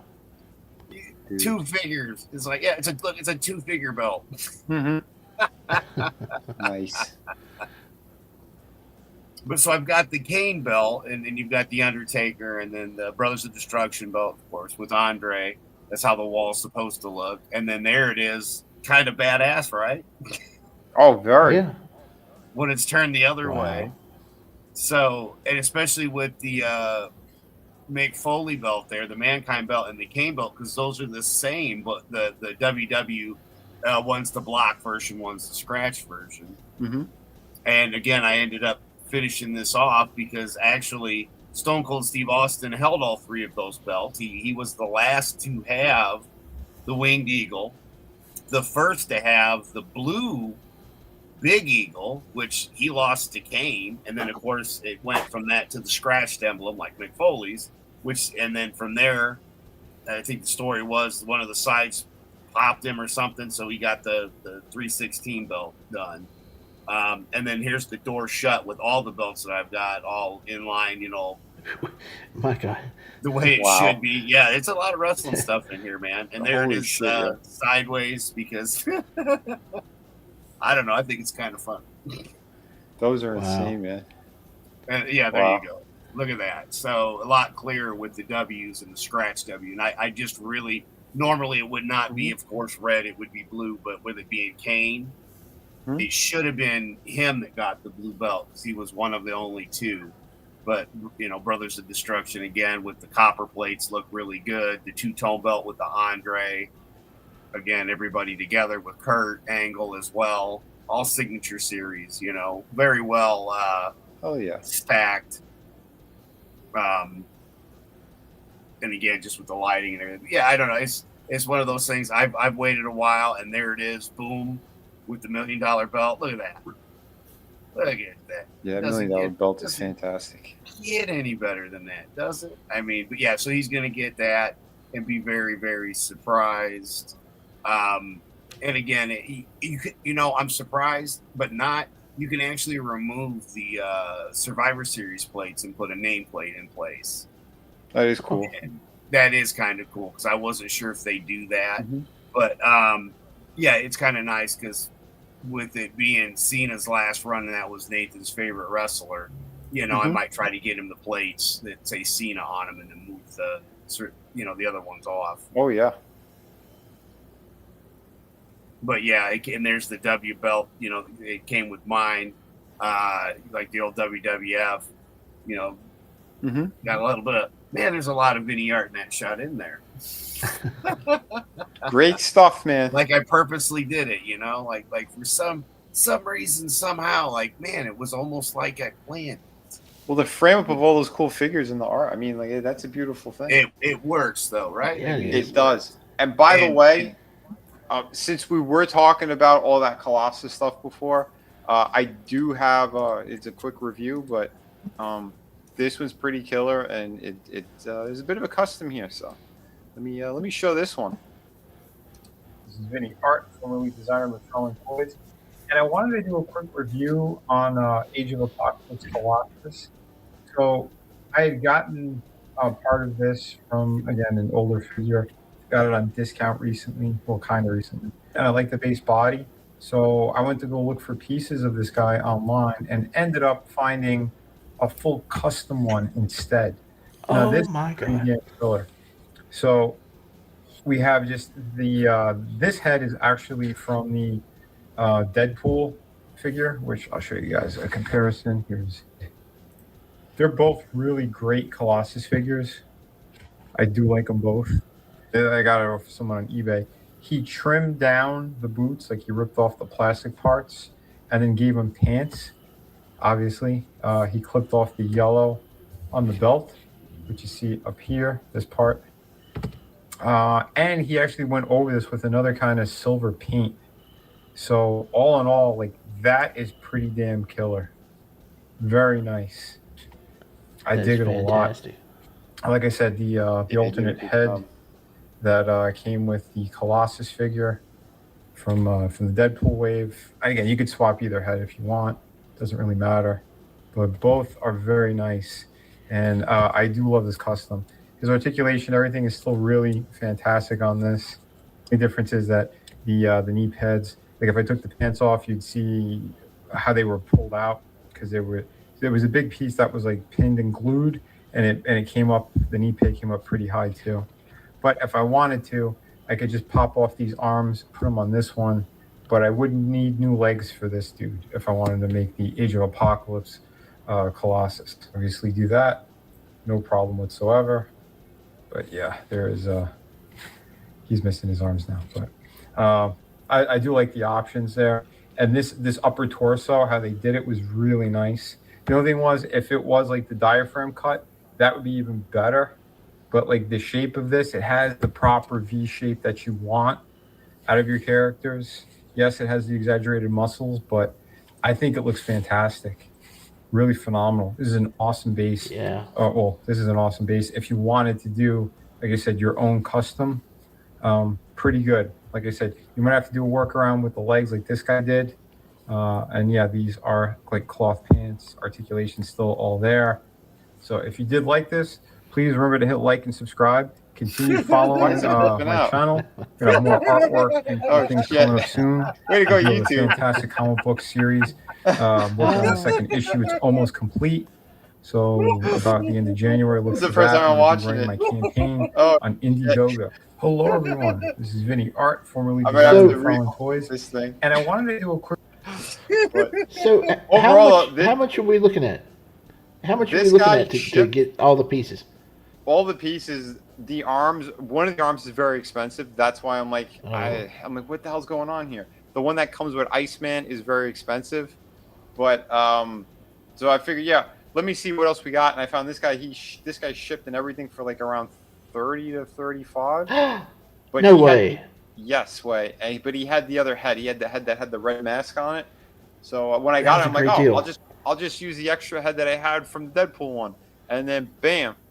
So the Colossus seizure. Yes. That was a great deal. Yeah. Oh, it was a fantastic deal. When he got here, I was like, holy shit, this looks even better than I thought. And I got the idea because I was talking to Adam. I had gotten the shadow cap piece, so it didn't have a head.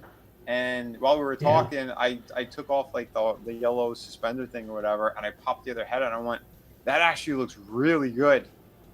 Maybe I could just do a custom one. And I found somewhere else, they already had done it. So I'm like, oh, perfect.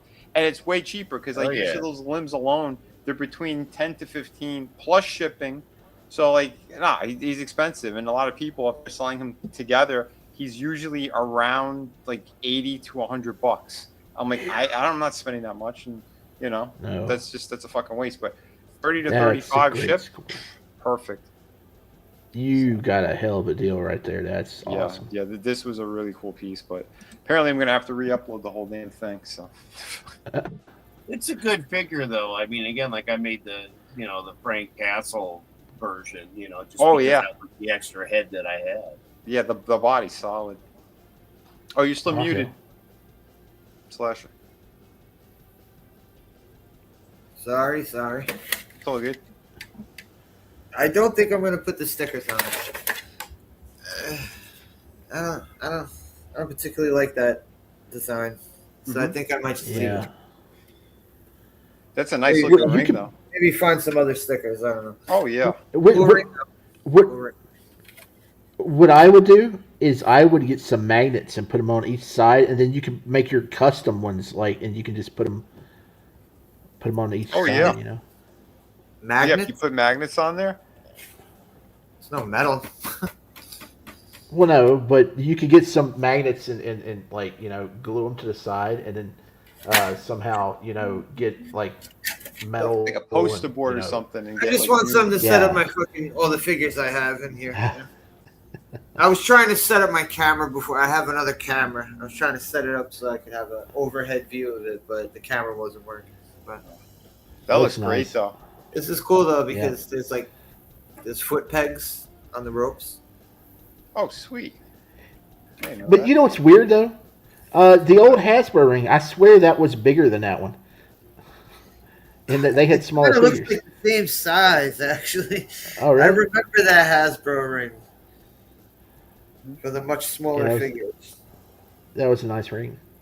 That's a cool ring too, though. Look, here's Austin gonna do a fucking high flying move. Hell yeah. What? He's totally not gonna shatter his knees. No, he doesn't. Hey, want look to. at that. He's staying. That's pretty good. Yeah, back in the day before he became Stone Cold, when he was stunning Steve Austin, he was jumping off top rope doing knee drops and stuff. That's yeah. probably what messed up his knees. Oh, for sure. But yeah, thanks, bro. Appreciate it. Hell yeah. Very cool. Very cool. Beautiful stuff right there. There we go. Yeah, man. I'm glad you like it. And yeah, you probably even find. I know there's some places out there where they actually sell custom like skirt stickers and everything. You might be able to find something like that to cover that up. There's plenty of people doing stuff like that. They even make cloth ones that you can get like a little like string to tie it The around. old school AWA one, the Remco AWA one, the fucking apron was cloth on that one. Uh-huh. But I'm coming back in. I've got an unboxing this time. So I'm going to hop back out, guys. All right. Hey, Slasher, you have a good one, man. We'll see you guys. Awesome seeing all that stuff. Yeah, we're all glad that you enjoy that stuff. Yeah, I'm doing Lucha Underground tomorrow if you guys want to chill. Nice. Yeah, yeah. Yeah, man. All right. Have a good one, Catch you later. everybody. Have a good Later, one. Slasher. Later. All right, I'm going to jump in with an unboxing right here. So here we go.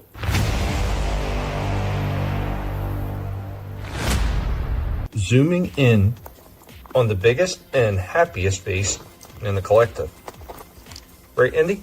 Oh, you sniffing that camera? Oh, Barnes, you trying to get on it too? Oh, Barnes, you got the happy face too. Happy piggies. As we are getting ready for unboxing time, piggies. Oh, yeah. Show you in the box. Who's in the box? What's in the box? What's in the fucking box? Guys, welcome back as we've got another unboxing. Yes, we got another unboxing. This one coming by way of Vinnie. Vinnie sent us something here. So, yeah, man, let's go ahead and open this sucker up. Now let's go ahead and get the comic out. Open it that way.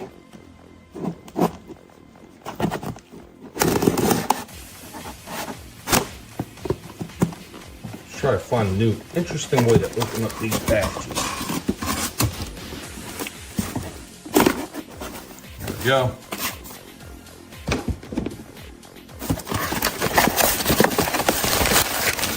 So what do we got? What do we got? Oh, crispy. And then together, all right. Oh, shit, son.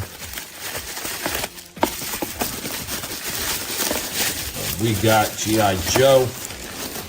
Oh, yeah, look at that. Sergeant Slaughter. Slaughter's Marauders outfit. Awesome, man. Thank you, Vinnie. Never had a chance to pick up a Sergeant Slaughter figure, and now I got one. Ha, diggity damn. We'll have to get this one reviewed pretty damn soon. Barnes has been itching to have a damn toy review because that poor pig doesn't get as many reviews as the other ones do, but we got one for you, Barnes. Thank you, Vinnie. And Barnes, thanks you as well.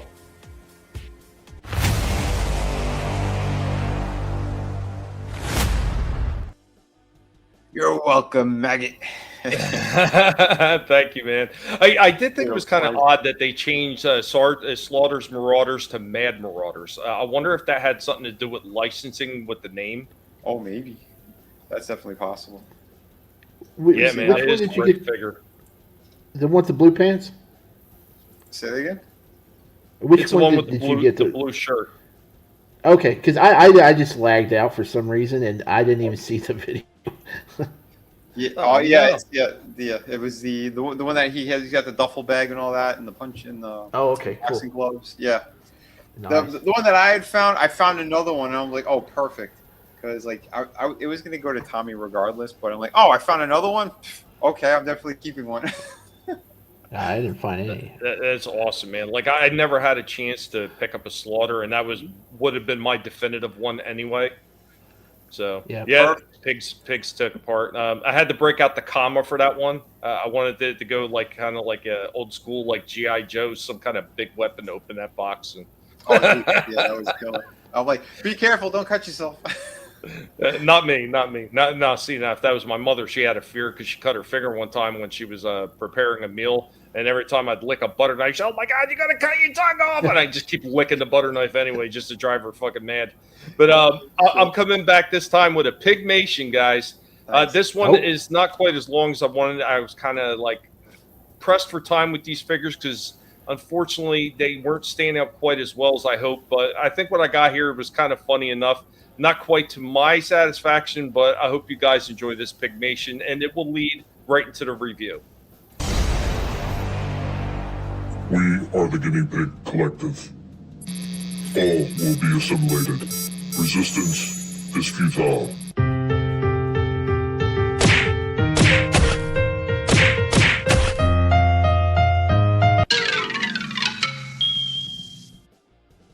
Yeah, it was still pretty nice. Yeah, that's nice. I like it. Bow staff to the face at the end. I thought that was the way to take him out. But of course, you know what that means. That's going to be the toy review. And I got two-parter right here, and all the pros and cons on this set. Did somebody else say something? Yeah, Pigmation. I always have a lot of fun with those things, and there is a big one coming up that's going to be for the Devastator very soon. Putting the final touches on that diorama. Damn, that diorama is taking over 2+ weeks, but I think in the end it's going to look good. And I mean, it is only a diorama for the thing, but you know, I'm still trying to put as much effort into it as possible. If you're going to do it, don't half-ass it. Try to put in as much love and care as you can into it. Always full ass, never half ass it. That's right. Always. And there's no bigger collection of asses than on this show. We got all the cake. All the cake. We got it. He knows where I was going with that.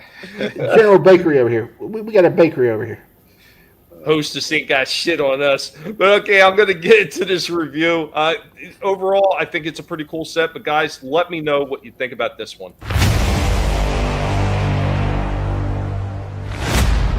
And we are hanging out with Barnes, G.I. Joe, and BattleBot Pick. What's going on, Barnesy? All in the cuddle bed, having some lettuce. And we're getting ready to talk about something that is usually outside of Barnes' purview, but we technically don't have a pig that actually covers this exactly.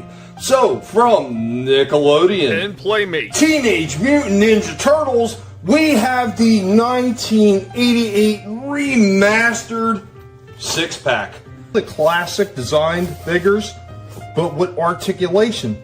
So let's go ahead, let's get these out and take a look at them, right, Barnes? Are you excited for this one, buddy? Oh yeah, here we go. Let's start off with Donatello right out of the packaging. He doesn't look half bad. They do have his skin green like he was supposed to be, the olive drab green, so they did get it right. He's not brown this time like all the other versions. Now let's put him in a pose and throw his weapon on him. As you can see right there with Donatello, he does have a little bit of movement in him.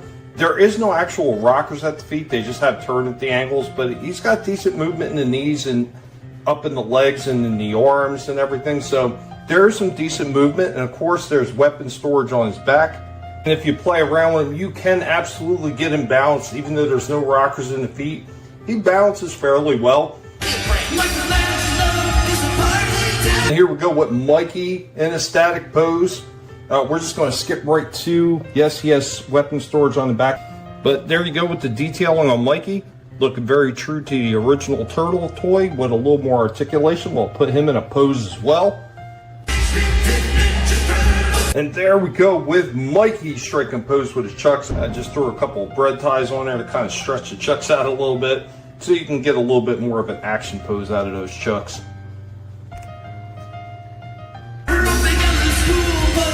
We're just going to go right ahead and get into a pose with Raph. Weapon stored the same way right up in the front like the old school one. There we go with Raph once again. Coloring on this one, the design element looks absolutely amazing. Of course, next up is Leonardo. I will say the one problem with Leonardo is this hand right here. The weapon does not hold very securely in there. But once again, the look for Leonardo looks fantastic. Awesome. Just wish this sword would have stayed in his hand a little better. Teenage Mutant Ninja Turtles will return after these messages. Yeah, so of course, as always, a little pressed for time, so speed some things up, play with a little bit of sound bits. But I mean, overall, if you're talking just the 4 turtles so far that I've gotten out of this pack, if you're looking for something that kind of captures the aesthetics of the original toys, with just a little bit more articulation in them, I think they do fairly well. I wish they would have put rockers down in the feet, and I wish they would have did something a little bit better with the turn at the elbow, because there's room to bend it up, but there's not much room. And there was a problem I found with one of the other figures that I'm just going to talk about now, because I really didn't even notice it when I was doing the review. I noticed it when I was doing the Pigmation today. So Raphael has 2 right arms. I didn't notice that at first until I wanted to start a post, and I'm like, hey, what's wrong? Oh, the arms just turn around. And I went to fly. I was like, oh, no, it's not. They put 2 right arms on this damn thing. God. And I was like, oh, son of a bitch. So he's got the left forearm, from the bend down, but the whole upper bicep into the shoulder is a right arm again. Contact Playmates. Call Playmates. Yeah, that's what I'm going to have to do. So he is a mutant. Thanks, RR. Yeah, I was trying to play with him. Yeah, the bread ties was just a quick solution to try to make the chuck stand out. But thoughts? I think they look pretty good. Well, yeah, they look good. The originals, they had like brown knee and elbow pads, didn't they? Originally they were supposed to, but no, they wound up coloring them. Okay. Because of the cartoon. So, I mean, the original Turtles, if you're talking about the comics from Mirage, they were all red. Oh. Red bandanas, red knee pads and stuff, yeah. Yeah, I was just wondering if the original figures, they had brown knee pads and elbow pads. Because sometimes they switch them up, I didn't know. Well, I mean, it's when they did these toys originally, they weren't supposed to have like an L or anything on the waistbands either. That was something they kind of added last minute before they put the toys out. Because they Playmates wanted to make sure that the cartoon was going to resonate before so they had everything ready for the figures, but they didn't produce them until after the cartoon. That's why the cartoon comes out in '87, and then the figures come out in '88. Yep. Everything was planned, but they's like, no, we want the cartoon out first. We want to build hype for these things, and that's another reason why the Turtles look so much different as toys than they do in the cartoon. It's kind of the same thing with Transformers. Like those figures were made first in Takara for Diaclone and Microchange, and then Hasbro got the great idea of, hey, let's create a backstory and let's make these sentient robots and all that stuff. That's why you get a lot of them. They don't look right, like Ironhide and Ratchet and some of the other ones, is because, well, they were all mech suits. They weren't robots. And that's a huge quality control fail with 2 right arms. So I'll contact Playmates over that and say, yeah, I got a raft with 2 right biceps. So, can you fix this? But let me get into the second half of the review. And, of course, we're going to get our last 2 characters in the 6-pack. And there's a little bit of a fail on one, but you'll see it as soon as I get to it in a review. Now, back to our program. Then there was Splinter. There he goes with his cane. You will see there's a lot more movement down in the ankles with this one. A lot more. Splinter has amazing rockers and everything down there. His only problem is these big sleeves kind of get in the way of him holding his cane sword. But really nice detailing on this one. Even with this gi piece, if this was a little bit softer like this down here, I think it would have been better and would have allowed him to hold that better. But the tail switches, and I mean, look at that. If all those figures had that, these things would have been 10 times better. Amazing movement on Master Splinter, but he does have one more accessory. It does come with this bow and arrow accessory. The arrow is kind of separate and snaps onto the bow. The only problem is because of the big sleeves, again, he can't hold the bow very well, and you got to kind of play with it to get in there. And then there was Shredder. Shredder comes with a few different swords. It comes with the long sword. It comes with a short sword. The only problem is this hand cannot hold anything. He also comes with these are all the extra things you get. There's a few extra throwing stars in there, which the Turtles can use and everything. So he does come with a bevy of weapons, but he only has the one hand to hold them. And I will say that this sword hand, just like the Leonardo one, it's very weak. It doesn't hold the sword very well. Also, he has no rocks down the bottom of his feet. You can play around with him and kind of get him some decent poses. Without that cloak, he would absolutely fall right over because there's no rocks down in the ankles. Otherwise, pretty cool looking. Bring him in, take a look at him real quick. Yeah, he doesn't look bad. I wish they would have did the eyes and everything a little better. It just looks a little out of place, but I mean, overall, a decent looking Shredder. Overall, Barnes, what do you think of this set, Barnes? Barnes thinks it's interesting. He keeps coming out to take a look at it. Overall, pretty cool looking set. I think there was a few small misses, like not having rocks in any of the Turtles' feet, not having those rocks in Shredder. Absolutely just huge miss right there. I think that they actually probably could have did something a little better with some of the hands, because some of the hands don't feel as good, right, Barnes? Some of them don't feel as good as they should. Overall, a really cool set, getting that retro look to them while updating with a little bit more articulation. Not bad looking. It's not bad. I actually thought maybe this was going to be a little bit worse than what it was. These are still really cool. I can safely say that this set, even though it's lacking a bit, we can give this one a 7.5 out of 10. Really cool retro release. I think they could have did it a little bit better, and they probably should have. Guys, we hope you enjoyed this one.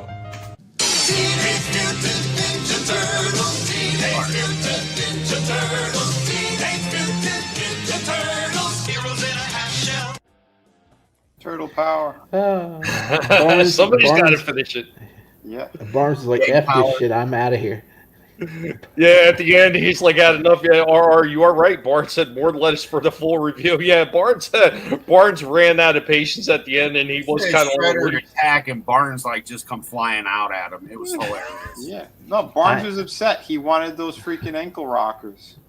Dude, you know what? And like I said, the figures look decent. They look very retro, and they do have more movement. Once again, if they would have just put rocks in the turtle's feet, they would have made sure that all their hands grasped the weapons securely. Turtles would have been perfect. Minus Raphael's double right arm. But Shredder, there's a lot of misses on there. So after I was playing with the Pygmation, I noticed that the elbows are very weak and they're kind of loose. The legs and the knees are a little bit loose because he's a little bit more spindly of a figure like Splinter is. And then having no rockers down the feet and just the turns, like, without that cape, he was falling over every single time. Luckily, the cape was keeping him up. But, I mean, how do you go from doing it so right with Splinter, and the only miss on him is being his gi piece, his robe, being a little bit in the way for the weapons, to an absolute almost fail on Shredder? The only thing they got right was the look. And they look great, but man, that Shredder, what a mess that figure is. And here's the thing too, because like an easy fix, if they didn't want to spend the money and actually do proper, like, you know, the hinge with the swivel, they could have just put a ball joint.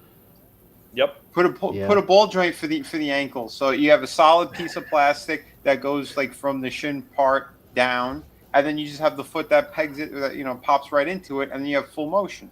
So there you go. There would have been a good fix. Simple fix. I mean they had a great idea and they just failed. Go ahead, Shifty. Yeah. Splinter looks great. I'm so glad that they redid the head to make it look more like the cartoon than that monstrosity of a head that the original figure had. He was ugly. He was terrible.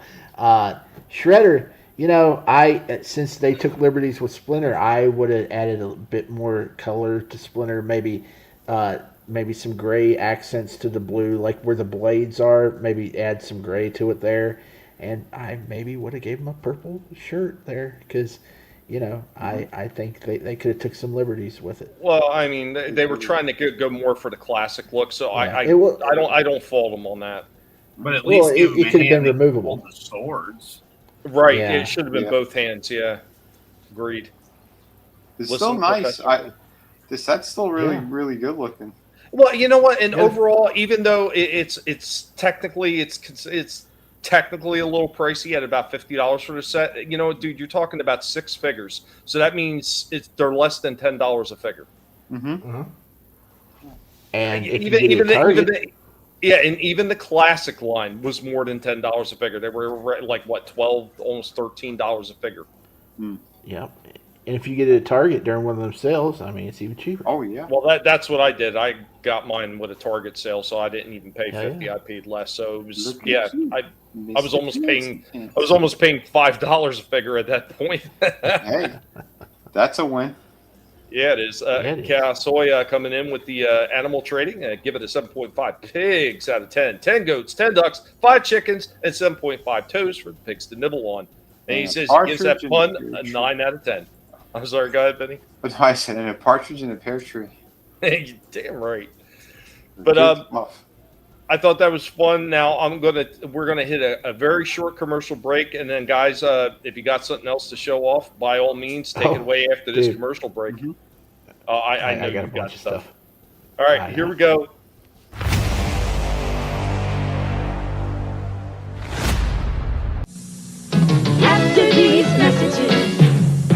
be right back. Splinter the Rat taught them each the ninja arts. Donatello, master of the staff.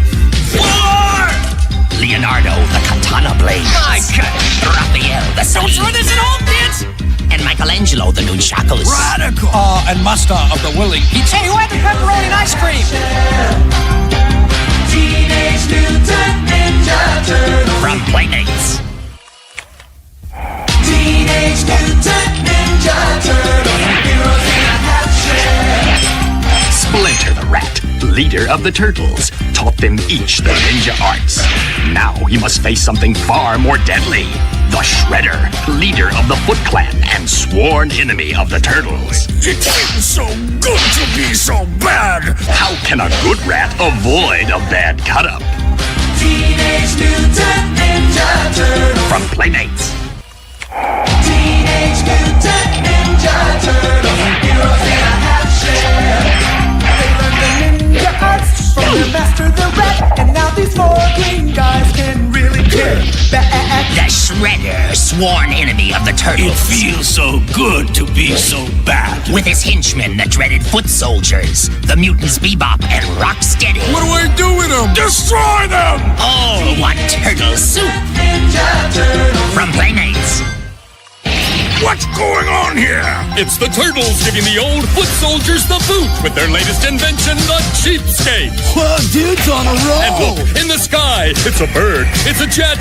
No, it's the Turtle Trooper parachute. Sorry to drop in without calling. Bring in the knuckleheads. Uh-oh, those attack and grab foot machines look like real trouble for the green guy. Whoa, getting a little carried away. Teenage Mutant Ninja Turtles. From Playmates.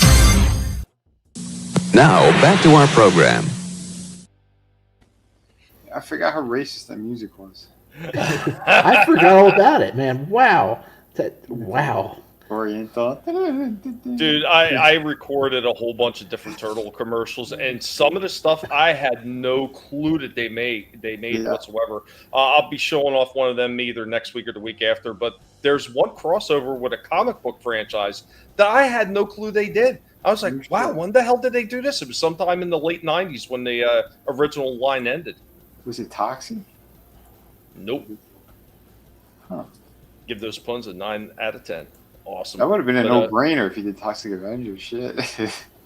Yeah, it would have made sense. But yeah, I know Shifty's got something in the pen waiting, and guys, by all means, go for it, man. That depends. Depends. Is it a leakage problem? Hold on. Hey, play this on 2 times speed because it's 13 minutes. We need to get through this quick because it's a long one. Give me a minute, Jesus. Are you trying to outdo my turtle song, speeding it up? Well, no, but I see I got two shorts also, so I don't want to take up too much time. All right, here we go. Should work. It should work. Yeah, because I had some stuff too, but yeah. See, all of my orders came in this last week, so yeah, I got. Let's hear Micro Machine Shifty. My weed bed was supposed to do that first. I got something from the bed. Actually, it's not my pile of weed. Great. I had everything I had bought from late October into early December. A lot of holiday sales. I think that might be too fast. Actually, you may have to get it down to 1.75. I can understand you. But I'm going to be showing them off. Did everyone else understand? Okay. It's delivered. It's my Elvira figure from NECA. I got it in the latest Target Circle sale. They had to spend $100, get $25 off, and yeah, I picked up the original Elvira figure after picking the Commando one up earlier this year. Best Buy spent $11 on it, and but had a problem. Best Buy crushed the package when they mailed it to me, so that was a fun. But Target, hey, they shipped it. They shipped it extra nice.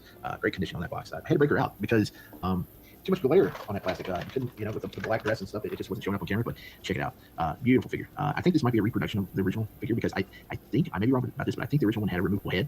This one has a removable faceplate, and they did that because the newer ones have removable faceplates. I think that's how it is. I think that's because I saw someone discussing that on Reddit. But fantastic looking figure. But really great likeness. Great looking dress on her. Some sweet accessories. And I'm not.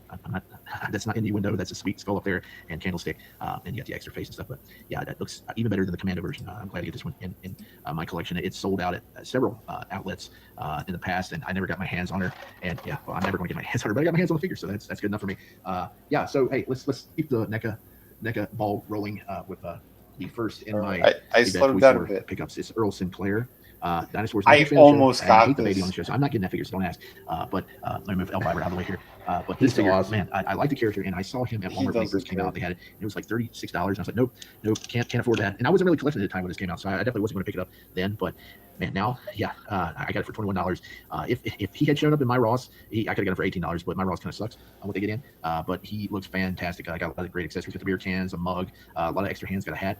Looks just like the character on the show, and he's hefty too. This sucker is a big boy. He is. I mean, that's a heavy box there, but nice pickup for $21. Also $21, and this is something I've been wanting for years. And I just, like I said, it was super pricey, but the price came down. And this is another one that was on sale at Ross, but my Ross never got it in. It would have been $18 if I found it there. I got it for $21, just like Earl. It's the Ultimate Owl figure from NECA. Comes with some popcorn, a fake Pepsi can. You got a cat sandwich. There's a cat in that sandwich. You can see the tail hanging down there. A lot of great accessories. He's even got the yellow Hawaiian shirt from the cartoon back there. So yeah, he's got a couple alternate figures out there. One based on Bruce Springsteen, and I think there's another one. But this is the one I wanted, and I finally got it for $21. Good deal. Thank you, Big Bad Toy Store. Now this is one that I have sentimental value for. When I was 6 years old, my mother was a huge watcher of the 700 Club, and Pat Robertson, he was telling everybody that Masters of the Universe and a lot of other things of the 80s were satanic and keep it away from your kids. And I came home one day from school, and my entire, almost all my figures were gone. Like over 60 figures she had got rid of, and that sucked. That really sucked. I did have a Battle Cat and something else left over that was in my toy box that she didn't get to, but man, they were all gone, including one of my favorites here, Buzz Off. Got him for $3.80 on Black Friday at Big Bad Toy Store. He may be still that price. You might want to check. Actually, Tommy said I got him for cheaper than what he actually cost back in the 80s. So yeah, wow. Good deal. Really cool looking character. Silly looking character, but cool looking character. A B-Man. Yeah, Buzz Off. Okay, moving into the Star Wars part of the video. You may want to stop here. But hey, let's start with this is the newest figure. This is the remake of A New Hope. Luke Skywalker. The original had a cloth goods robe that was that does look good with the and plastic. The head was bad on it too, but this head's still not perfect. It's better, but it's kind of, it looks like it's based on the pictorials or promotional pics that they made between A New Hope and Empire Strikes Back, where they had Mark Hamill in his original attire, but it was after he had his car accident. How much was this one? That was like $15 and change. Usually goes for about $25 or higher at GameStop. That's pretty good. Because I still have a classic set, but I don't have a proper Luke. So he didn't have the same likeness. Yeah. So I think what I'm going to have to do is get a one of the medal ceremony Luke Skywalkers and swap his head out. Those are pretty cheap to get your hands on, so I may have to swap heads. He's got extra long neck on that body too. I don't know if that's going to be a problem, but the new robes, the plastic robes, that looks so much better on this figure. I got it for like 15 and change. Usually goes for 26 on their site. At GameStop, the sucker's like $3, so that was a pretty good savings, like 50%. So good deal there. Good deal, even though there's issues. Actually, there's issues with a lot of these figures because some of these they came out before Hasbro got the face printing technology down, and this is Axe Woves. He rolled with Bo-Katan on the Mandalorian. It was him and Sasha Banks' character Koska Reeves. They were in a little trio with Bo-Katan, and man, this doesn't really look like it doesn't have the likeness of the guy that played him. But it doesn't really matter because I'm going to be displaying with that helmet once I crack him out of the package. Needed him for the collection. He looks okay. He looks all right. I might have overpaid a few dollars for him, but he was drastically reduced down from the $25 he usually was. Also, I got an army builder. This is the Death Watch Mandalorian. These guys rolled with Bo-Katan, I'm pretty sure. And yeah, nice coloring on this guy. Almost looks like a Jango Fett if there's some more silver in there. But yeah, pretty cool figure. Pretty cool. Actually, he was the most expensive of all these Mandalorian figures. I don't know why. I guess because he's an army builder. They know people wants to buy multiples of those. But yeah, and this is the cheapest one. Giancarlo Esposito's Moff Gideon. He was the main bad guy of the Mandalorian show. He's a staple at Ollie's, but I don't know if it's this one or the variant they made. But yeah, I only paid $5 for him, so that's usually what he goes for. I kind of want to get an extra one and see if I can remove that little mustache he has. He's got like a pencil mustache, and see if I can get some glasses and make a Gus Fring character. Pop the head off, put the glasses on. That'd be on perfect. And, yeah, you got Gus Fring. Yeah, I would. Pretty neat. $5. But what body would you put it on though? Little addition. I don't know. These last two are. They were usually $35 figures. They're deluxe Star Wars figures, but they weren't worth $35. They just because they have a couple of extra accessories in the box, they thought they could get $35 out of them. They just sat. And like I said, this is before they got the face printing technology down. This is supposed to be Timothy Olyphant's character. This is Cobb Vanth. He got his hands on Boba Fett's armor for some Jawas, and he used it to the sheriff of a small town in Tatooine. And Mando came up into town. He's like, "You're not a full-blooded Mando, and you don't subscribe to the creed of the Mando, so I got to get that armor back." And it led to a whole bunch of adventures throughout the series. But still a pretty nice figure. Again, I'll be displaying it with the head. $7 I gave for this one. So yeah, real steep markdown from 35 for old Timothy. And the last one is the throne room version of Boba Fett from the Book of Boba Fett. This is after he got his armor back finally from Mando, who got it back from Cosmo, who got it from Jawas, who got it from Boba Fett. They traded that armor all the way through 4 different owners in that show. But he painted the armor up, and they're actually going to remake this figure in 2026. It may already be out. I don't know. I don't keep up with the new figures, but it's going to come with a claw sash and toe articulation, and I'm sure a much better likeness of Tamora Morrison. But that wasn't enough for me to go with that one over this one, because I mean this was like less than $10. I'm pretty sure I gave for it. So it's a nice figure. Still, I mean for that price. Put that helmet on there. I mean, who cares? Who cares? Yeah, I don't need a better likeness when I got a helmet. But yeah, I got all those figures outside of Elvira for $113 after tax and shipping, and it came out to like $12 per figure. So not a bad deal for a month's worth of that's around a pretty good deal, man. Some daily sales. So thanks, Big Bad Toy Store. The sales weren't as good as last year, but still pretty decent. Can't wait to see what you have in store for 2026, if we're still here. If we're still here. Okay, there's a follow-up short in the chat. Some more stuff came in.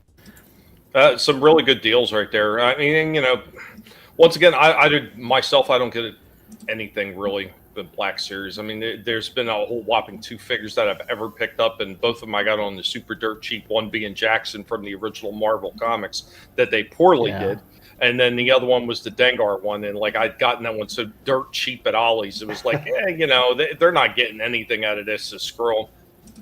I know, man, Tommy. You got that is a nice looking Mystique right there. Yeah, it is. I got one as well. I haven't done the review yet, but yeah, she is. That's a nice one. But yeah, let's play. Follow-up video. I got some figures in the mail from the big Target sale. I got Mystique here. She just came out right after Thanksgiving. New release. She comes 2 extra hands, which I don't think fit the character at all. The 2 come hither hands. She's not telepathic. She's not telekinetic. She doesn't have magical abilities. So, those hands. Pause for a second. They don't fit the character. Yep. So those hands do work. You're completely wrong, Shifty. If she wants to grab her breast or her cheeks, those are the perfect hands for it. Yep. Well, I'll say right now, the left one, I could definitely say yes to. The right one, not so much, because the left one, you could put it out like in a stopping motion kind of thing. You could put it on her hip, or like Tommy said, you could make her touch your tits. So. Well, I think there's better things they could have done with this figure, and I'll tell you why in just a second. Yeah. Well, I'll tell you too. And I think they should have used the new body where you could actually crunch down here on the. Oh yeah, crunch down there. Yeah. You damn right, DTF. The pig knows. The pig knows. Right. See, but she. Oh, sorry, my mouse isn't popping up on the screen there. But she needs like right where the skull belt is. She needs either a ball joint or that hinge joint. That's what she needs, and butterfly joints. That's the 2 things that this figure needs. Otherwise, I do like it a lot. She needs something else. Wait, I'll tell you. Or maybe because that's solid, maybe that should be a cloth thing. They're useless. They're pretty much useless. So I don't know why they included them. I don't know why they even bothered with the extra head here. I know they got to show off her shape changing abilities, but I mean, who's going to display that head on that body? I don't get it. I mean, it's nice to have her kit back. It's just like they did with other figures. Was it? But who's that Shadow guy? Was it King Shadow or the Shadow? Yeah. Same deal. Like it belongs on other figure. It's weird. I know. Trash Bro. They always do this stuff, but that head is perfect for your Black Queen. So if you want to pop it on there. Yep. Bashing purposes, but I think they took the easy way out on her powers. They should have gave her an extra Mystique head, which had like half red hair, half black hair, half blue face, half white face. Show her mid transformation. Also, maybe give her a white arm there to really hammer it home. They did not think this out so well. They kind of half-assed it. Still nice character nonetheless, and nice to add Mystique to my X-Men collection. Also got this Target exclusive Antok Merrick figure from Rogue One. He was a fighter pilot towards the end of that film. I don't really care about the character. I just wanted to get the one blue suited X-wing fighter pilot into my collection here. Of course, it's a reuse of either Wedge Antilles or Luke Skywalker's X-wing gear, including the helmet. That's a repaint. But speaking of repaints, when I got this figure, his sculpted mustache was barely painted, so I had to touch it up. Can't really make it out too well on camera, but it does look a lot better than when I got it. I think it did okay job on that. But unfortunately, the helmet does not fit over that head. I don't think they measured it out when they made the figure. The helmet because it doesn't fit all the way down, and the chin strap it's a real problematic trying to get it over the chin down there. Wow. So it does not fit. If you want to display him, you're going to have him holding the helmet or do a head swap, make a totally new character. But he was only $11, so that's still pretty worth it. Pretty cool deal there for an extra X-wing pilot.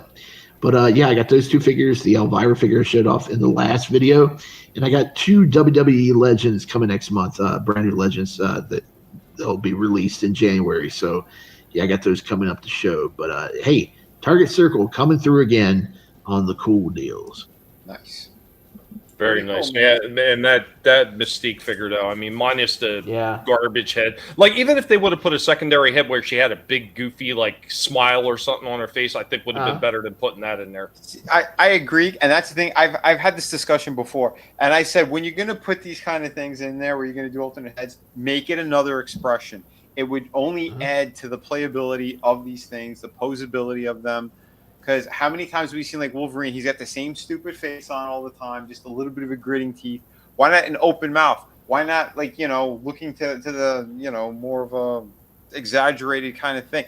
Add to it, The women, there's a lot of them where they just have a smiling face or a really pissed off face, and that's it. It's like, okay, why don't you do, if the character's too angry looking and she's not really supposed to be, she's a character that's really not really known for it, then give her an alternate head as well. That's do something completely different. See, and that's the problem. There's no real imagination left, especially with Hasbro. I mean, we've seen it over and over again with some of the way that they've done G.I. Joe Transformers. There's a lot of them. They just completely have the right idea, but they have people in there that don't understand the characters and don't know how to make good figures. You could even do something completely ridiculous with a female character where she's freaking eye rolling. Something different, something that you don't normally see, but they just don't have the imagination for it anymore. They don't.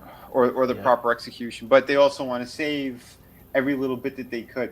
Look, they solicited a couple of characters that had like extra hands, and then when the figures came out, they removed those items. So that's false advertising. So that is something I would have said too, but we know that they're not going to do that because it promotes smoking. Yep. Yeah. Yeah. It's well, again, look at the 2-pack with Nick Fury. So the sculptor, he said it out on Twitter, he sculpted it so that you could put a cigar in his mouth. If you look at it, it has a hole in it because people go, why is the expression kind of weird? Because he meant for a cigar to go in there. Either you can make your own or you can get one from another figure or use a toothpick or something. Dude, I mean, like a toothpick or something like that, or even just a small piece of rolled up freaking paper, like round really tight, like brown freaking, like brown construction paper or something like that. Yep, exactly. It'd be close enough. And you could even light it on fire right before you shoot the figure if you hate it that much. You could get the little mouse that looks like a turd from that one droid figure I showed a couple weeks back, and you could use that. Yeah, you could put a turd in his mouth. Yeah, put a turd in his mouth. Yeah. Why not? Shifty showed his deal, so I wanted to show my deals. Yeah, I got one more deal, but I'll show it at the end of the show. It's one more thing I picked up yesterday, so I'll show it later. It's a deal. This is Vinnie art. If you guys are looking for some cool stuff, I found a few cool pieces at Ross 3 heads today. 3 heads. Only about $9 for him. Actually, pretty great. The Televiper. Ross. I'm not big on Star Wars anymore. I'll still get some pieces from time to time, but I did find this one for only $8, and I think the actual figure is really nice. I have a couple. You know how old that figure is? In it, and I do kind of dig the character. So for $8, it's the only one they had in the store, so I grabbed her, Dr. Afra. And wow! Of course, we also do have Jin from Tekken. I did find him. I still can't find King.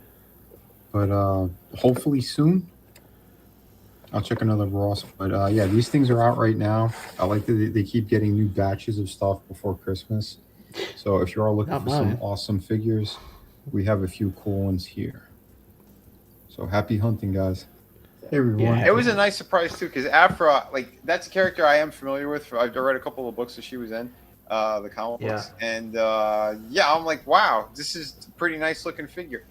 I could see the body's a reuse of another one. Well, they use that mold multiple times. They just change a couple of pieces. But when I do the review, I'll break it down. This one, it's the same exact head 3 times, but he has different things printed on his visor. So that's the difference between them. But it is the same expression. Yeah, alert and what the something is written on there. I forget what it was. But yeah, so but not bad. I mean, he was $9, she was $8, and the Tekken ones are going for $14.99. They raised the price. They raised the price. The Star Wars figures used to be $6.99.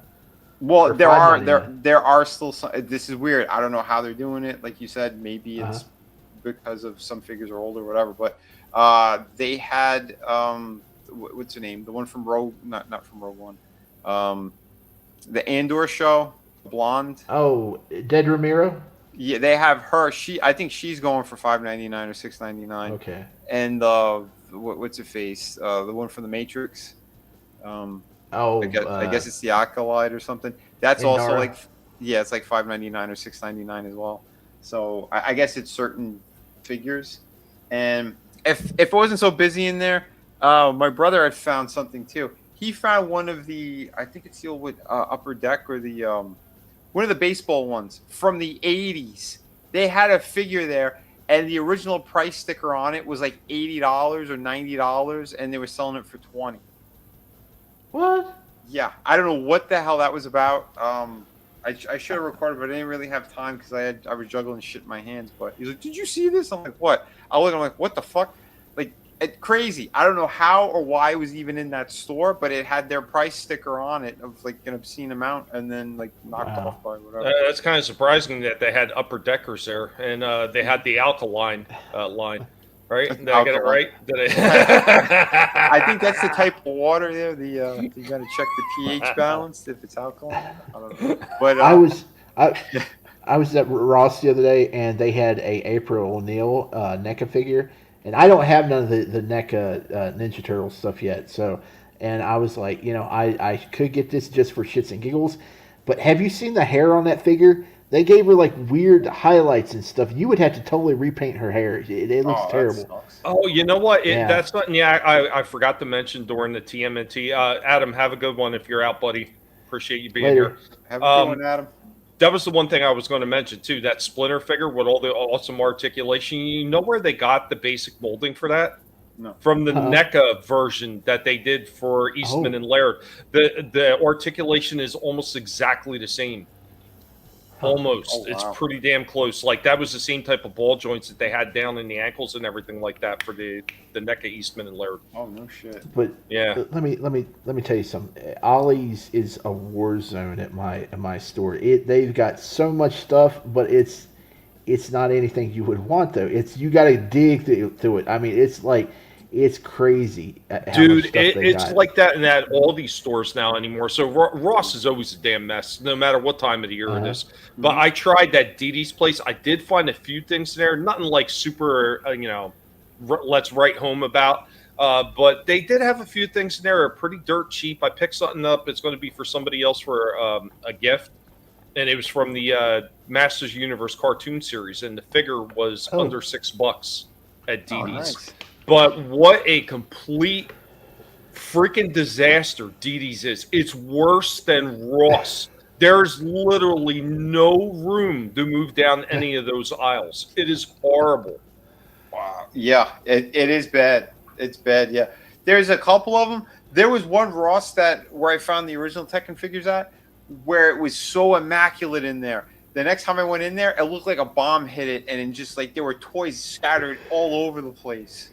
You're like tripping on them. Frankie says it was the Dwight Gooden with a rookie baseball card, 1989 or 1990. 68 something. Yeah, weird as shit, man. weirder shit. Like, what are they doing with 30-plus-year-old things in there or whatever? Yeah. Hey, Janet, how you doing tonight? Hey, Janet. Good seeing you. But Well, speaking of Ross, here's another little video. Oh with some no, stuff. you found him. I didn't get them though. I'm not collecting that line. I know, but I would have got him. He looked good. 20. That's pretty good. A good old. Oh, dude, I got to get him. Oh, yeah, he looks good. did you get him? I did. Oh, so apparently the new sound wave. Dude, that thing's selling for like $26. This one I didn't touch, just to film it, because they're insane. This is like $55 or $60. Like, no, I'm not spending that. Yeah, their new pricing for the leader class is $59. Yeah, it's crazy. Expensive. And there's so much space in the box too. Space in this box too. Yeah. And welcome the fans. I'm gonna have to get Vinnie to start up me a pile of loot or something program going on, because my Ross doesn't get any of this stuff. Wow. Well, hold on. So just the Joe stuff here. This was from Ross. The other one was Walmart. The Han. The Han and Soundwave were that was over at Walmart. Oh, okay. I thought you found that at Ross. I was like, no way you found that. No. So, yeah, I freaking wish. Well, they have been putting out some recently released Star Wars figures at Ross, like Prince Shizor, and there was another one that just came out just recently, and that people are finding them there. So I wouldn't be surprised if you did see like a Luke or a Han that just came out at that place, because they're doing some wild and crazy I'll stuff. keep an eye. I mean, we're still getting closer to Christmas. They're still dropping a bunch of stuff. You know what I saw online? I didn't see it in person, but I saw it online. Somebody showed the new crossovers with Masters of the Universe and Thundercats. They're popping up, and they only they're old. No, they came out like about 4 or 5 months ago. Yeah. Well, my Target, they only started getting them about. Yeah, I know. That's because it's like we talked about before. They get these things in, and then new stuff comes in, and it gets pushed to the back.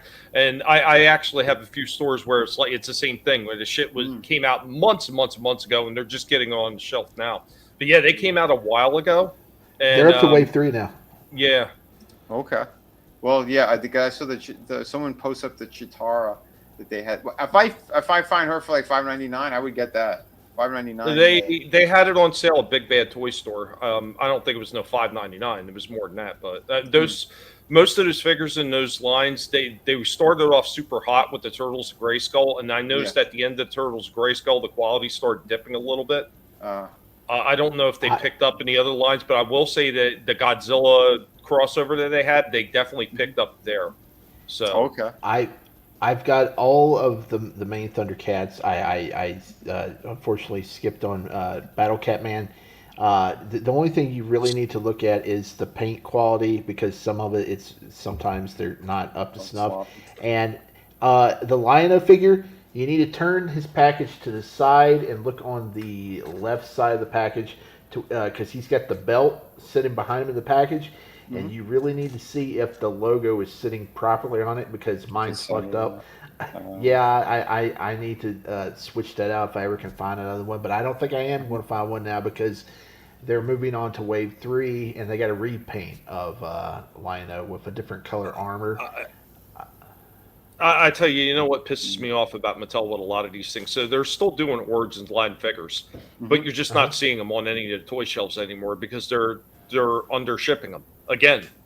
Jesus, it's the same shit they did during the first couple of waves. They were under shipping. Then of course they did the same thing they did with the original run in Masters of the Universe, is they overshipped a couple characters. Like, you got way too many of the original Skeletors, way too many of the original He-Mans, and they sat around for a while. Where this time everything is getting undershipped.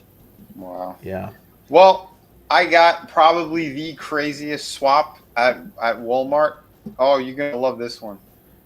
We got to do like a new segment or something, but because remember, how do you swap those packages? That's like a bubble card. I mean, it's a blister pack. No. Did they re-seal it with glue? You can re-glue them. No. This isn't what you think it is. But you'll see. Oh. So, holy shit! This is like that anniversary one. That Skeletor. He was a really nice piece. I showed Tommy that time. This is the 7-inch ones. But holy shit, what they did! So the last one that we found that was pretty damn crazy was the Rhino packaging that had Goliath in there with no wings. Remember that? Well, I got one that beats that one. Well, here's the latest thing. What they swapped the figure with. No. Holy hell. The Fly. Fly? Are you kidding me? No. Did you show that to somebody? To the returns. I said, are they blinded the freaking returns? But like, literally, what the hell? Well, apparently, Here's the latest thing. someone was aware of it because if you see the price tag on it, $10, $10.02. So someone was aware, someone got notified. But do you see what they did? Yeah. No, I've seen it happen before. Like I said, John Cena had no paint, and they swapped it out. They still try to sell it at the clearance rack. No, yeah. Oh Walmart. my God. Is this a Migo figure on top of it? Like, what? I don't even know what that is. That looks like a Migo figure because, as far as I know, NECA never did the Fly. Yeah. Oh no, because it looked bad. I mean, it looked really bad. Although I'll say one thing: the lab coat that's on him looked pretty decent. If this was like $2.99, I would have got it just for the coat. Well, I mean, that was the thing with Migo figures. The figures weren't like overly detailed, but the cloth goods is really what sold the figures. Yeah. Like even back to the original lines, with all their superheroes and everything like that. So that definitely looks like a Migo, especially the way it's the oversized head. Yeah, I still can't like. Oh my! How did they return this? How did they accept it? They probably scoped out the return center and seen if it was like some old lady, and they're like, she won't. I don't know. Well, a lot of those stores, they don't even look. They'll just scan the damn barcode and that's it. They don't lot even of them, care. yeah. And then you get other ones. I have a few in my stores where they'll actually look at it, see if it's open. Make sure take a look, open it up, and see if everything's in there. It's just not as often as it should be. Right, I hear you. Yeah, dude, yeah. Someone swapped out that really killer Skeletor and replaced it with a really shitty figure. Yeah, there you go, RR. Yeah, sold lab coat is an exclusive coat figure. Yeah. Flyator. Oh my God. Yeah. Yeah, I mean, you could swap out ugly Christmas socks in a toy package. They'll take it.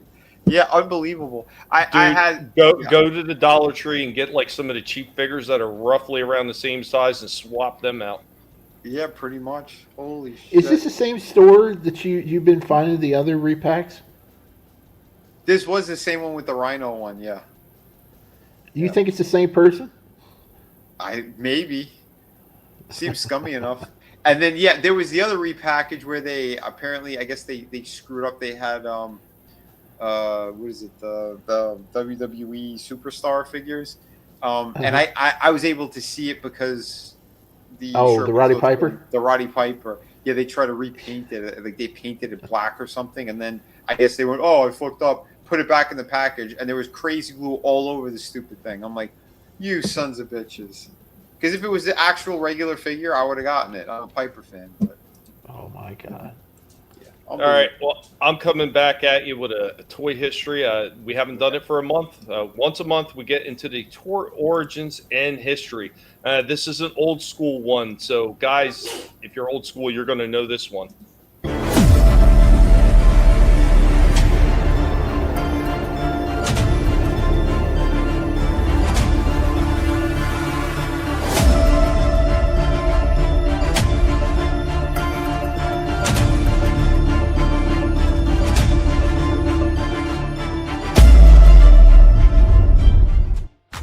It is I, Indy of the Guinea Pig Collective, the archaeological pig. Today on Toy Origins and History, we'll be delving into a toy that was an accidental invention. Created in 1943, we will be delving into the history of Slinky. Well, of course, what is a slinky by design is a simple mechanical device composed of helical springs. And it was created by Richard James, a naval engineer in Philadelphia during World War II, where the story of Slinky began quite by accident. Now rolling over and rolling down, it became a beloved, if not one of the most fascinating toys ever created. Richard James was working on developing a tension spring that could stabilize sensitive instruments on naval warships. He had been testing numerous springs of various sizes and tensions, where hundreds, by some accounts, were stacked on his work desk. When one of the prototypes accidentally fell toward the floor, rather than flopping or bouncing around like a traditional spring would, the prototype, pulled by gravity, began a slithering motion. Instead of collapsing, James watched it continue to walk from its spot, and he would later say it stepped end over end in a series of arcs before the gravitational force ceased and the object landed upright and recoiled. After the war, realizing the potential and novelty of the spring's movement, Richard and his wife Betty decided to develop the concept further. They experimented with various materials and designs to create a coil of wire that could replicate the slithering motions James had witnessed in 1943. This is the beginnings of the James Spring and Wire. In 1945, the Jameses established James Industry near Philadelphia and began producing the Slinky, a name coined by Betty James, who thought the word expressed spring's sinuous movement. First demonstrated at Gimbel's department store in Philadelphia that November, the Slinky became an instant hit. It captivated motion combined with the marketing effects by the James included demonstrations at department stores, and a catchy jingle led to its rapid success, if not sensation. Millions of units were sold within a short period. No doubt Slinky will continue to be part of our popular culture and on our toy shelves. There is no way that you can just let this thing not bound over stairs and into your heart. Guys, we hope that you enjoy this toy origins and history of the famous Slinky. That was cool, man. Yeah, always CTF agreed. It never ceased to amaze me how much cool stuff got discovered by total accident. Right. The plastic ones were terrible though, because once it bent, it's like then you just throw the whole thing out. Yeah, agreed. But the metal ones, man, there's reasons why they got rid of them, because man, those suckers were dangerous. If you toss that sucker by holding on to the other end at somebody, man, you could really mess somebody up. I've seen it happen. I've seen attacked by Slinky before. So we were talking about dangerous toys in the one chat, and I had the things called kerbangers. They were also called kerbangers, and they were also called click clacks. Those things were made out of that damn hard plastic acrylic.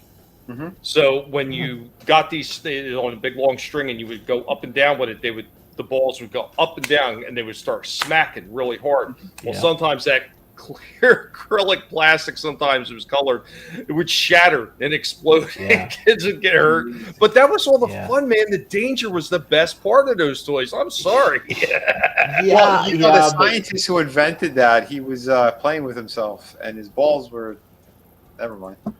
Well, I've got something. Of course, that's a companion piece for that toy origin history. So, guys, if you know the jingle, take care, Tina. Thank you for hanging out with us. Night. But if you know the jingle, you're going to know this commercial, series of commercials.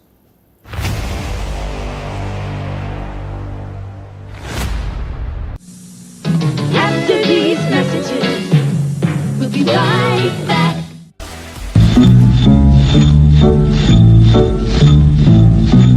Walks the stair without a care and shoots so high in the sky. Bounce up and down just like a clown. Everyone knows it's Slinky, the best present yet to give or get, but costs a little to buy. The hit of the day when you're ready to play. Everyone knows it's Slinky. It's Slinky, it's Slinky, the finest, the best of the toys. It's Slinky, the favorite of girls and boys.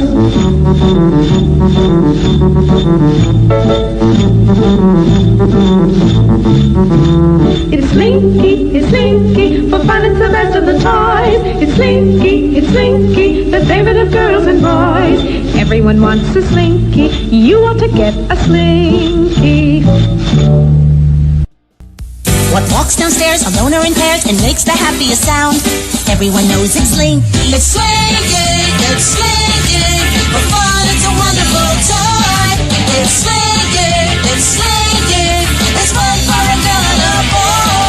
A spring, a marvelous thing. It makes the slinkiest sound. Everyone knows it's Slinky. Everyone wants a Slinky. Slinky, the original one and only. Over 250 million sold, each sold separately.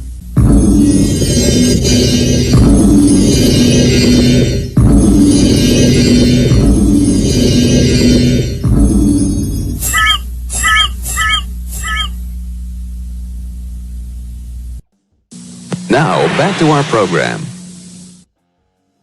My favorite was Log. It rolls. Yes, I was trying to think of the Slinky theme song, and all I could think of was the Log theme song. Log. It's big, it's heavy, it's wood. And yes, Gap, yes, they still do make Slinky. Matter of fact, it was only a couple years ago that they did a re-release of the original Slinky dog, not the one that's tied to Pixar, that's now under Disney, but the original one. So that was only a couple years ago, and yeah, they still make some Slinky toys here and there. You might not see them in most stores because it's not quite as popular as it was back in the day. But I mean, look, when it first came out, it was under $1. Nice. Wow. It should only be that or under, but yeah, no, it's good stuff. Yeah, Log. That was the best one from Ren and Stimpy. Yeah, we used to sing that jingle all the time. Yep. Man, I can't believe they banned nunchucks over the UK, but not Slinkies, because Slinkies were just as dangerous. I'm telling you, you could, man. So I got an interesting toy review here for you guys, and then after that, I only got one more segment. Okay. So this is one that we're getting down to the end, as I announced like weeks ago. Helmet's going to be retiring soon. He's moving into his 5-year anniversary. Man, the pig. He's an old man now. I was thinking about doing it next week or this week rather, but it's kind of weird. It would have been 4 days early from when I normally would celebrate what was his and Rorschach's birthday, because I got them together. Or I could do it 4 days after. I decided to do it 4 days after. So we're going to do it on the Christmas Day show. I'm going to have the little 5-year celebration for Dark Helmet, and then of course his last toy review as well. He's put in a lot of years, and man, that pig, he's been a staple of everything that we've been doing on the channel for years now, and it's kind of sad to see him moving off into the sunset. But as he gets older, pig's health is just not quite what it used to be, so he needs a break.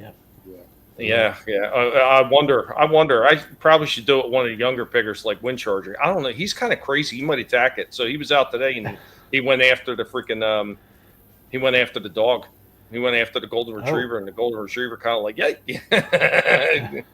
Windcharger's a bit of a terror. But this one, whew, man, I'm just going to play this and let it speak for itself. It's broken into 2 parts. Totally blown away by what Hasbro, and we talk about how bad Hasbro screws shit up. Not this time. That's all I'm going to say before I play this. Not this time.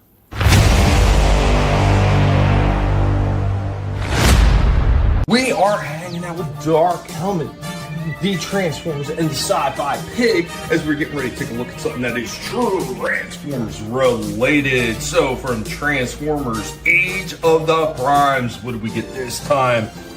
We got Venom. The name should have been Venom.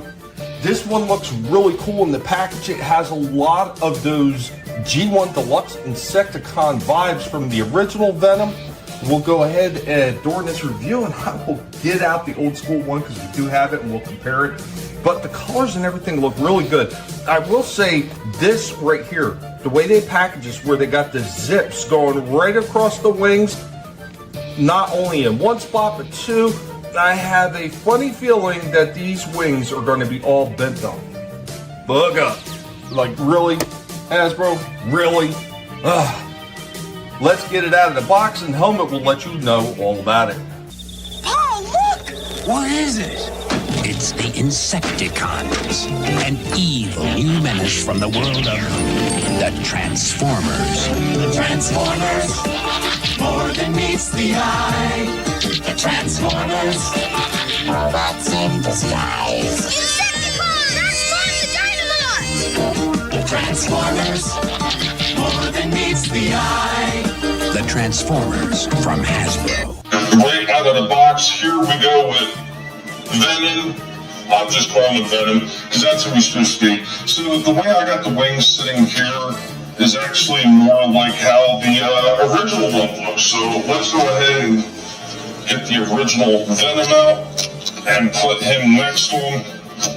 So you can see they actually did quite a bit to carry over the look of the old school one. Not too shabby at all. Grant, this guy's head is not perfect, doesn't always stay up. But that's pretty much the way it looked. I mean, they did a fairly good job on this one. It looks very much like the original one. A few of the colors are just slightly changed, but overall, the aesthetics, man, they carried over very well. I will say the wings are a bit warped because of the way the packaging was. I was expecting it, and sure enough, it had happened. I just wish they could have figured out something else to do with these so you can get these more out of the way, because they do get in the way of the arm movement, and these big clunky joints right here kind of get in the way of him getting his feet together, and it just comes across as a little bit odd, but yeah, nobody can't tell me that they didn't kill that look right there for that one. The Transformers will return after these messages. So right out there was a little bit of gripe right there. But when you're talking about that look, as I get through the next part of the review, I really start hammering it home because I start really seeing everything that they did right. But holy shit, man. If you're talking about almost like a one-to-one look from that original Deluxe Insecticon, which wasn't originally created by Hasbro, it was created by Takotoku Toys, the same ones that did Jetfire and a few other ones that they had licensed off. Why it never appeared in the comics or the cartoon. They nailed the look. They absolutely nailed the look.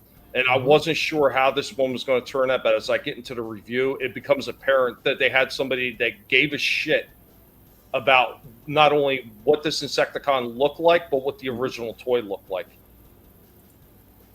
The Dark Helmet, the genius inventor, and what's going on, Johnny, and what's going on, manliness, man. Yeah, Transformers. What up? Hey.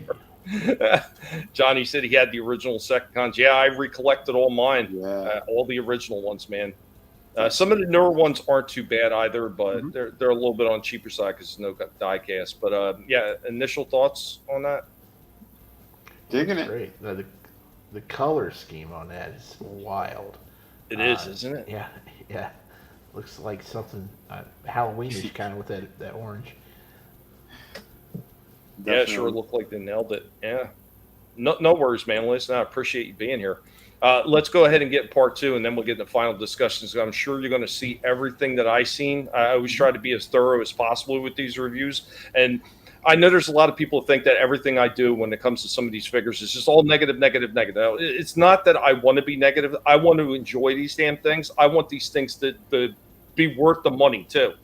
And I will say, if anybody's looking for this, because this is still Age of the Primes, this is newer stuff. If you're looking for this, you're going to hear my thoughts at the end of this one and whether or not you should go out of your way to pick this one up. So let's go ahead and get that second part.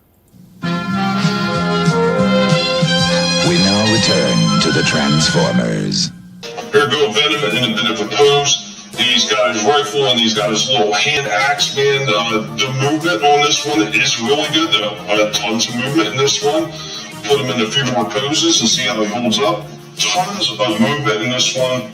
This one is done very well. Now, granted, while the wings kind of get in the way of the arms, like all the other articulation, this one really does kind of make up for that a little bit. This guy has plenty of balance right there, and you can convert his gun with that mini axe to create a big long-handled axe that can also use as a weapon. And look at that running pose. Look at the head movement on there, the waist movement, the knees, the elbows, everything in this one. Like tons of movement. This is looking really damn good. Venom's gun can also port on top of his arm, and he's got more than enough movement to get down in a convincing kneeling position. we go with Venom all transformed. It looks pretty good in his cicada form, so let's go ahead and we'll get the original out, put it side by side, see how well it carried over. And yeah, like even the transformation in this guy, a lot of the transformation is very similar to the old one. They carried most of it over. The look is all there. Like even the way the little, like what is considered the sticker piece tucking under, like even that is present on this one. Like they did everything right on this one. This looks really cool. There was a few things I kind of questioned about this guy at first, but yeah, everything about this guy is pretty damn fantastic. What a hell of a job on this thing.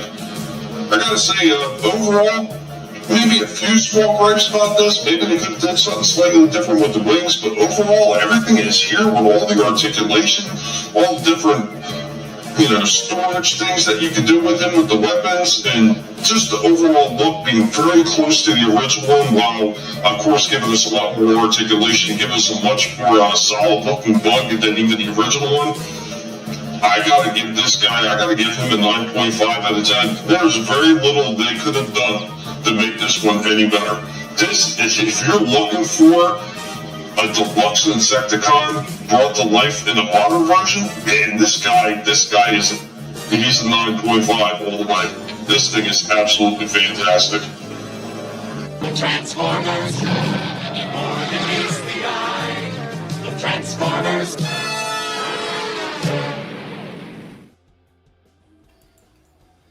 So close to being they perfect. They nailed it to the original, man. Dude, I'm telling you, I think the red looks better on the wings than the orange. Right. I because think it looks a little faded out. Yeah. Mm-hmm. But yeah, still good shit. Yep, very nice. Amazing.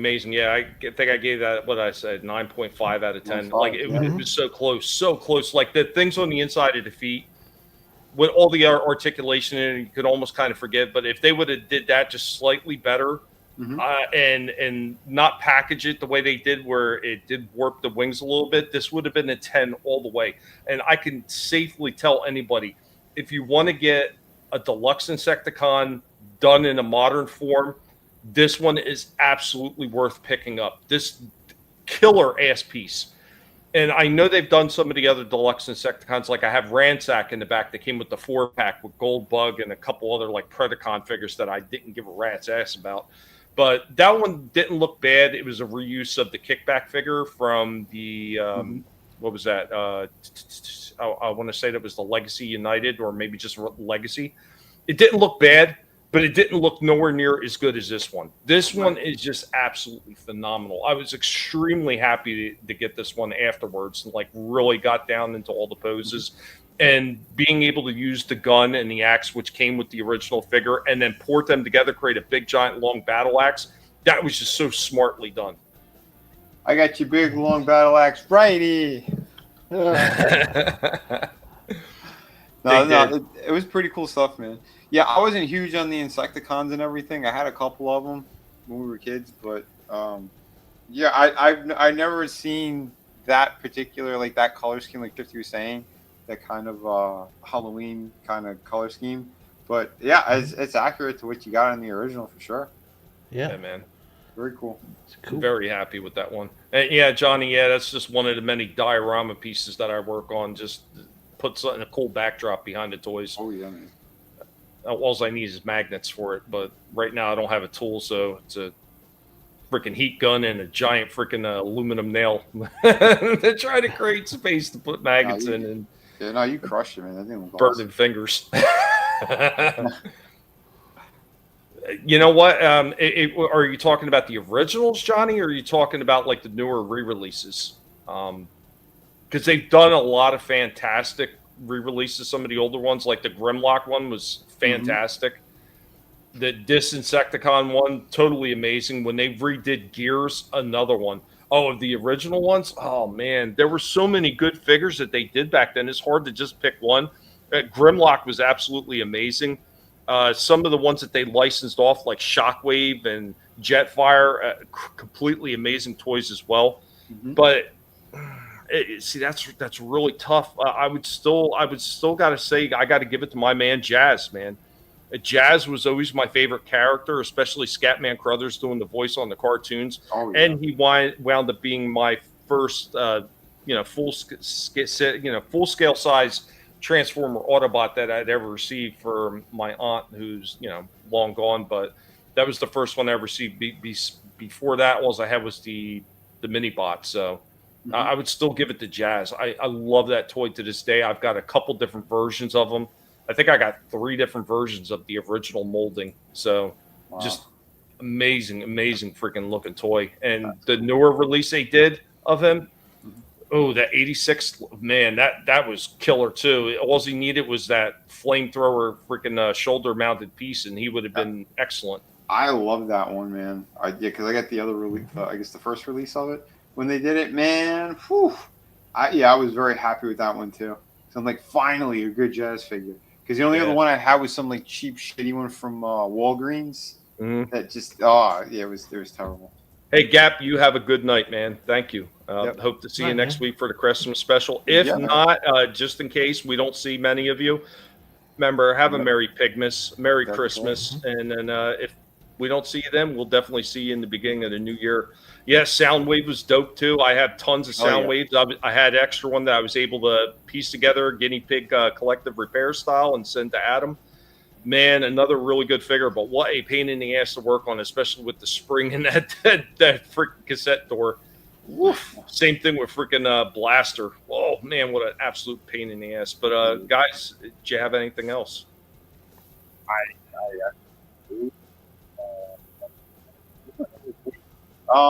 Can't hear you. Oh. Am I cutting out? Yeah, you sound like you're underwater. I'm underwater. Underwater. Water. Aqua. Hold on. Mega Supreme is the coolest one. I have 2 Mega Supremes that I'm working on to restore right now, manliness. And Megatron gun. Oh yeah, that's going to be a topic for another time. I do have a Megatron. Since we are talking Transformers, is it still messed up, or can you hear me? No, you're good. You're good. Okay. Yep. Let's play it. This is Vinnie Art, formerly designer McFarlane Toys. And today I'm going to be reviewing Perceptor from the 86 movie, the Studio Series one. Comes with a couple of the cassettes back there.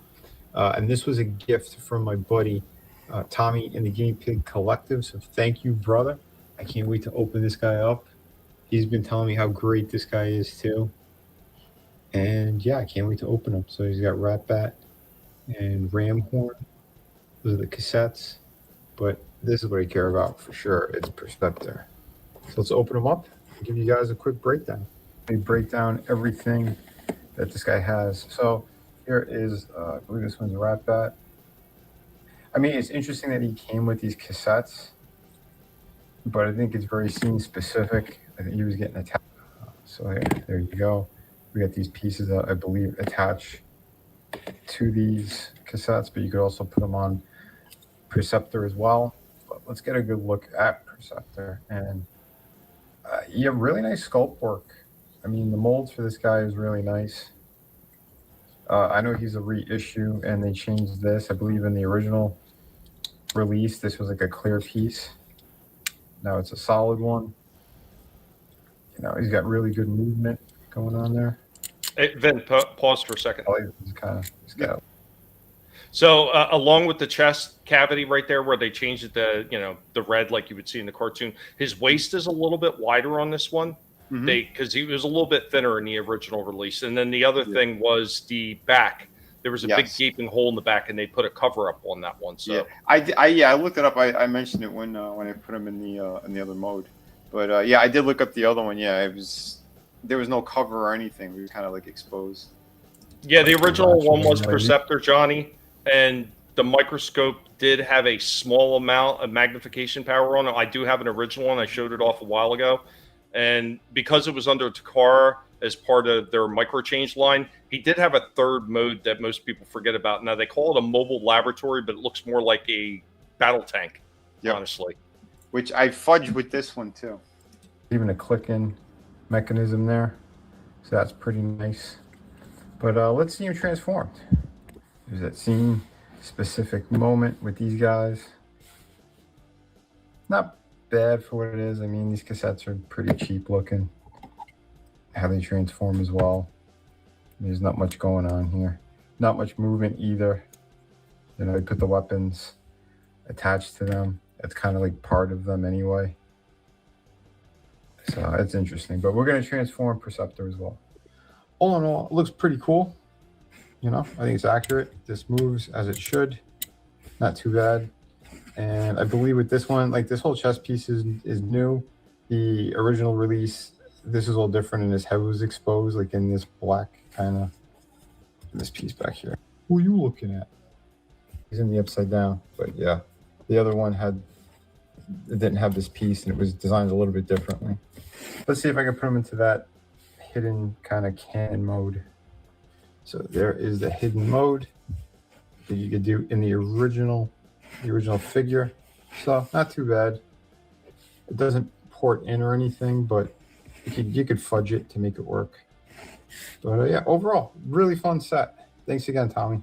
Really fun piece. You can still do silly things with them if you want. Posability is fantastic. Please remember to hit like and subscribe. Thank you for watching. So there you go. Thank you, buddy. Yeah, dude, he's a killer piece. I told you, he's an amazing figure. They did a knockout job the first time around, and a few things that they improved upon on this release. Now, the only question I have to ask you, was his right arm even a little bit sloppy, or was it good?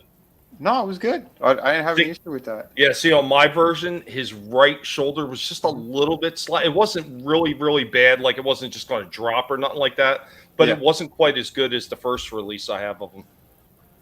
Yeah, okay. Well, yeah, I guess it's just, it varies from... Yeah, it just must have been a bad batch. Or is nice pose. Yeah.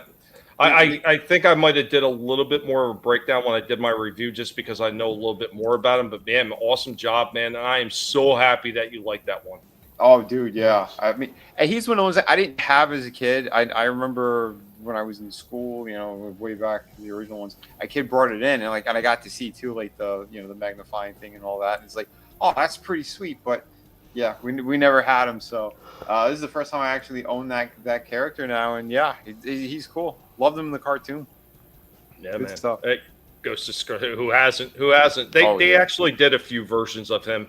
And what's going on, Manliness, and what's going on to Scrambles and Death Dealer, man. Good to see him.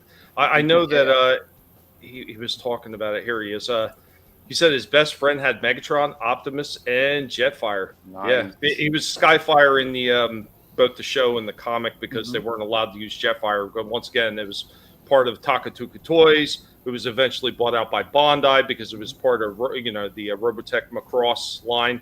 So they weren't allowed to market it on the cartoon or in the comics at all. That's why they had to change him a little bit, his name and everything. But man, that's why you'll never see a re-release of him. It's the same thing with Shockwave because it was a Korean toy company, Toyco, that had the rights to it. So that's why you'll never see a re-release. But they did allow him to show up in both the cartoon and the comics. They didn't have a problem with that.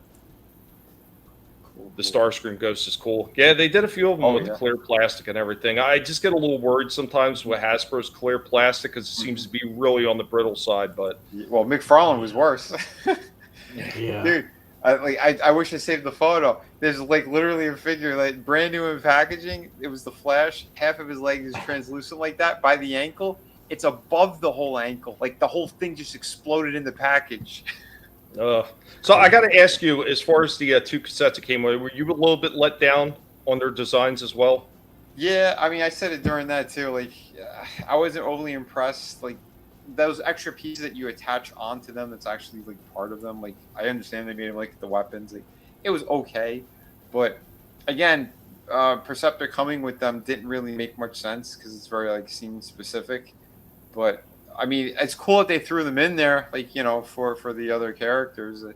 If you have them, obviously, most of us are collecting these things, so we know, yeah. Because I have Soundwave and Blaster, so that's cool that we get these characters. They put the extra pieces in there.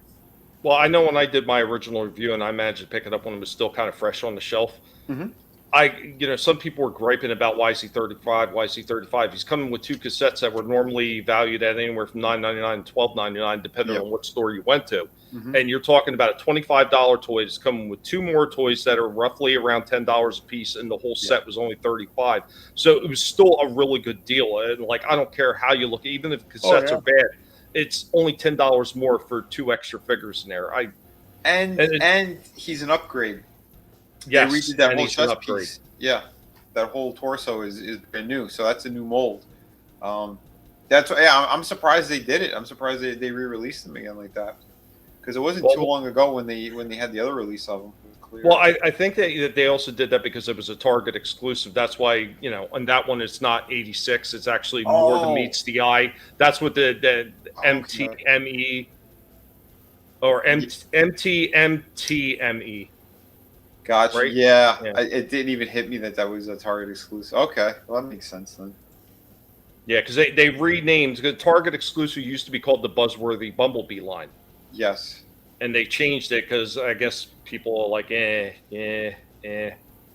they made it more to meets the eye. Yeah, a lot of that was just like reissues of stuff anyway. That Bumblebee line. 90% of it. Yep. So, but pretty cool though. Pretty cool. I had another set I was going to show, but I guess I'll save it for next week then for Christmas. I had the Tekken figure. But... All right. I gotta ask you, Shifty. You want me to run my last segment and then you go? Because I know you said you had one more thing you want to save at the end of the show. Or okay. All right. So I got a toy spotlight to finish out my round of everything. And guys, I hope you like this. And obviously, you probably know where this is going to go since we got kind of heavy on Transformers towards the end. So G1 fans, here you go.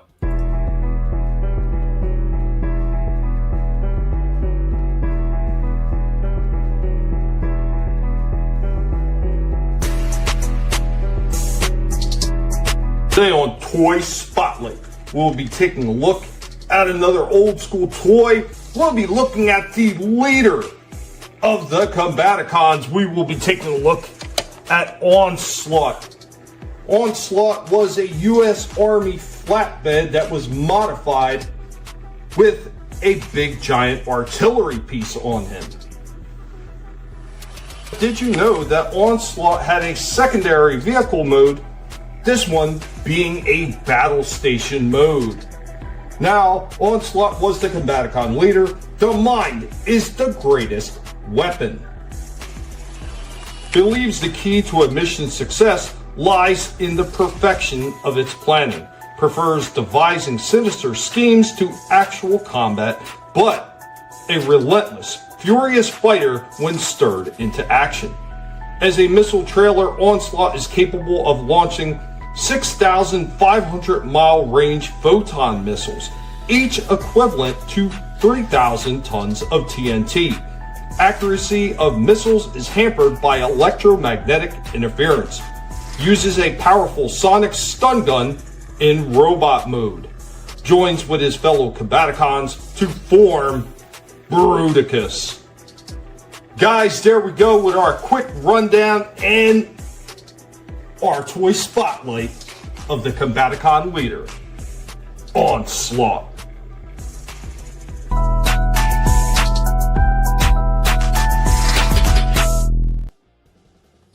That is a nice one. Yeah, I forgot. Even the old ones are big like that. Have they mentioned that if they're making him for the? They're doing all of them. He's already been teased. Oh man! Oh, so they already did Vortex, and Vortex looks great. I wish I could have grabbed him, but I just didn't. I don't, funds just not. That was a helicopter, there yet. right? Yeah, he looks phenomenal. He does. I seen the early Onslaught and Brawl pictures. Mm-hmm. Both of those look stunning as well. So I think the Combaticon set is going to be a really, really nice set to keep an eye out for, because so far everything they're doing with those, they look really damn good. Damn. But once again, you're getting into the problem of the new Hasbro pricing. Yeah. I have to bow out of that. I know. Thanks, guys. It's bad on all sides of Hasbro. Mm-hmm. Yep. They're killing it. They're going to kill the freaking toy industry with the shit that they're pulling off right now. People are already been saying it. Yeah, like they're not getting full lines of things. They're still getting like the key characters, the key things they want. But if it's stuff like that, that's way too pricey. That whole set's going to be insane. Well, Onslaught's going to be an 89. Well, actually, the new pricing. What is the new pricing? 90. What the hell is it? Like $97, $98 now or something. Easily going to be over 100 easily. Because that's a much bigger piece, and especially if they're going to get closer to what the original was with the extra kind of that longer piece in the back like that. Yeah, they're going to charge an arm and a leg and a testicle. Yeah, the trash bar pricing. Yeah, and I hear you, man, Linus. But like I said to you before, man, that Sea Spray is an amazing figure, man. It is an amazing figure. But yeah, I think $30 is really pushing the limit for the size of those figures. It's bullshit what Hasbro's doing. Yeah. They're killing the toy market, and they're going to absolutely kill themselves, and they're going to wind up going bankrupt. I give them another year and a half to 2 years, and they're going to be on the verge of bankruptcy again. I mean, they've been on the verge of bankruptcy for years, but this kind of shit is just going to drive the fans away. Well, $10.5 billion company, like, yeah, and it's not enough. They want to keep bending over the customer. Like, no, sorry. Yeah. But Shifty, my man, it's all on you now. Take us home. Okay. It's the chat. Oh. I guess that's me. Hold on. Yeah, I'm sorry. Yeah, sorry. Yeah, I got Photoshop open. It is. Yeah, let them go bankrupt, and it is greed. It's absolutely greed. Because I'm telling you right now, the cost of what these figures are is minuscule compared to what they're charging for them. It's absolute horseshit. Oh, yeah. I went to Ross today. They had nothing. Well, they had a lot of stuff, but they didn't have nothing good, so I didn't get nothing there. Target, they were sold out of everything. But then I went to GameStop, and I had a gift card and whatever, and I picked up a Nintendo game for $25. It was on sale, and I got It's a me. Beast. Now I know that I said that this isn't my Beast. He's not, but I'm going to get that Kitty Pryde Colossus 2-pack, hopefully. So I went ahead and picked this Beast stuff because I already got the Wolverine, and I really want the Cyclops at some point. So that's pretty much the whole team right there outside of Emma Frost, and I couldn't give two shits about Emma Frost because I kind of dropped off reading X-Men right before she turned face. So yeah, but yeah, he looks neat, but he's not my Beast. I don't like the cat face. It's okay, but it's not my Beast. I am going to give him a black wash, a dark wash, once I crack him open because it would bring out a lot of the detail in the fur. I'm just going to do it in select places, but he's pretty hefty. For $30, yeah, he better be hefty.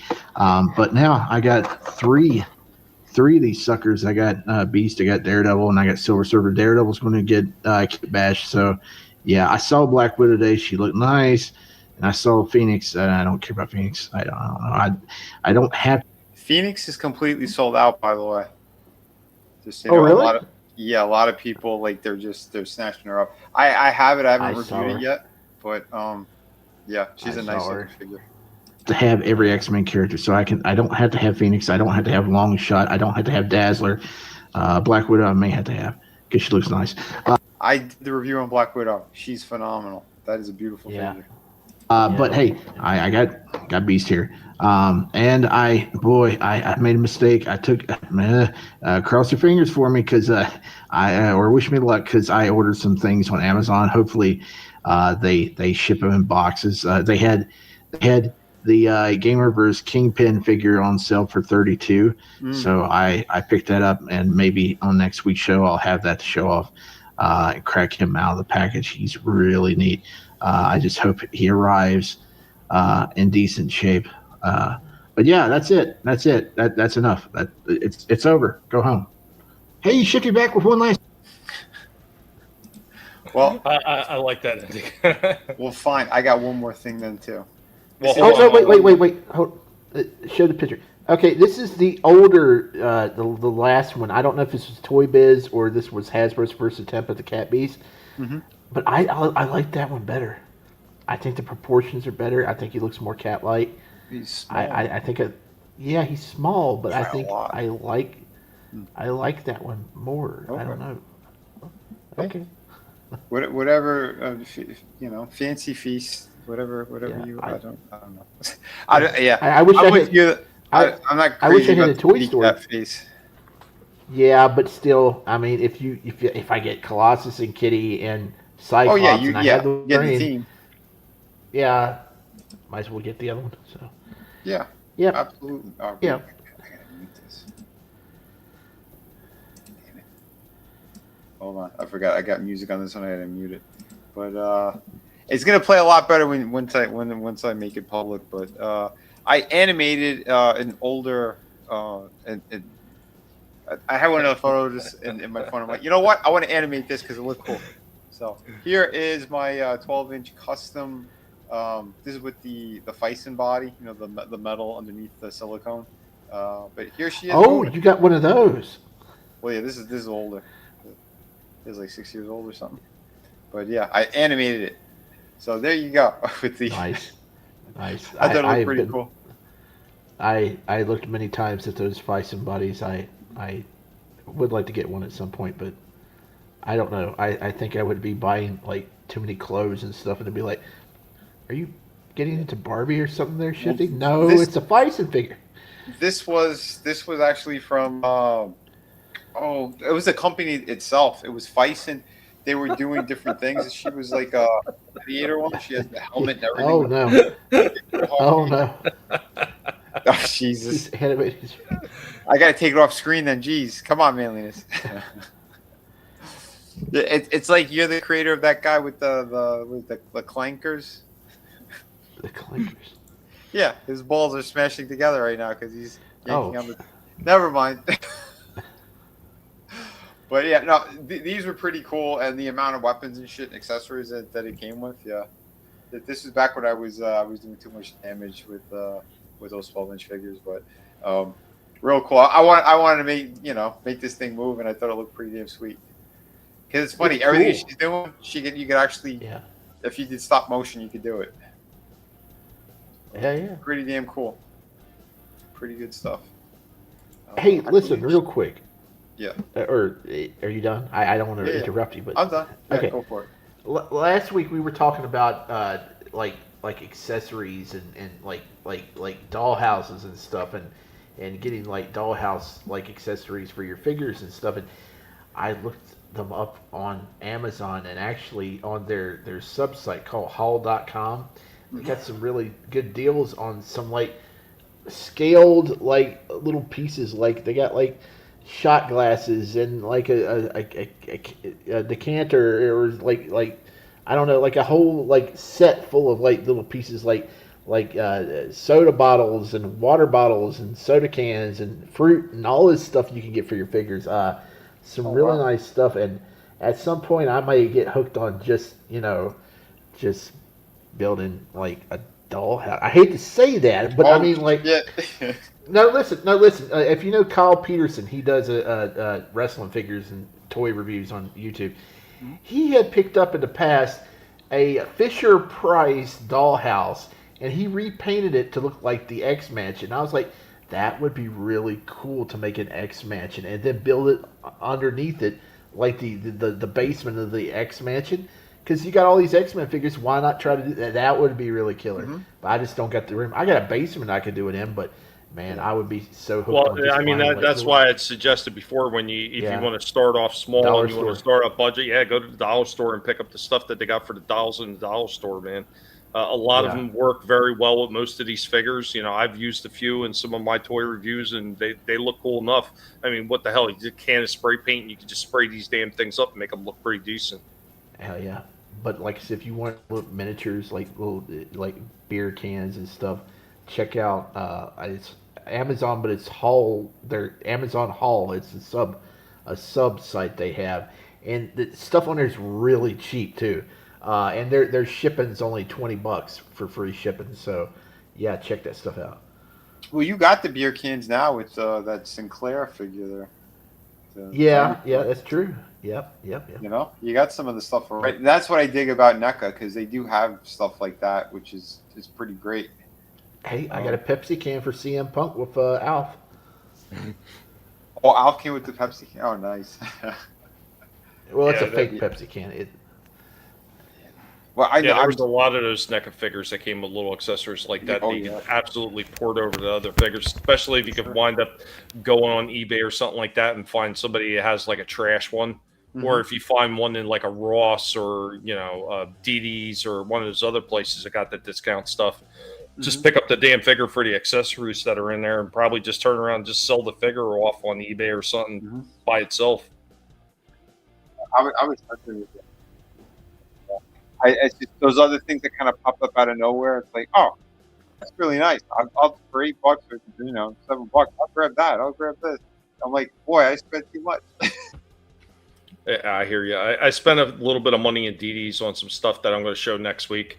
A couple of them are knockoff Transformers, but they kind of reminded me of the NBK Devastator pieces. Yep. So it kind of it's telling you what it's going to be, but nice. They were interesting looking, and they were pretty dirt cheap for the size of these damn figures. So pretty cool. So what is some like the ones that you get at the Dollar Tree? Like what were you picking up? What, as far as accessories and stuff? Yeah. Oh, chairs. I think there was like a bed or something I picked up, or a couch. No, it was a couch, because that's the one I did the brain review, and then I used. Tree? Yeah, Dollar Tree. They sell it for the little girl dollhouse thing, like they're fake Barbies and shit like that. They sell like little couches and chairs. They don't always have them in stock, but when you find them, they got a slew of different like little furniture pieces and everything like that, and just take them right out back, spray them up with the freaking spray paint. They'll look fine. Wow. I gotta check. Yeah. Hell, I just need to get some cardboard, and I could probably make some out of cardboard, Yeah, I found something cool in a Dollar Tree the other day, but I didn't upload it. I have it recorded, but I forgot to upload it. I found a couple more of those Nickelodeon ones. They had Ren and Stimpy. Holy shit, they look great. I was gonna open them. I was gonna look online. I'm like, oh, they're already going for like $10 to $15 a piece. I'm like, oh shit.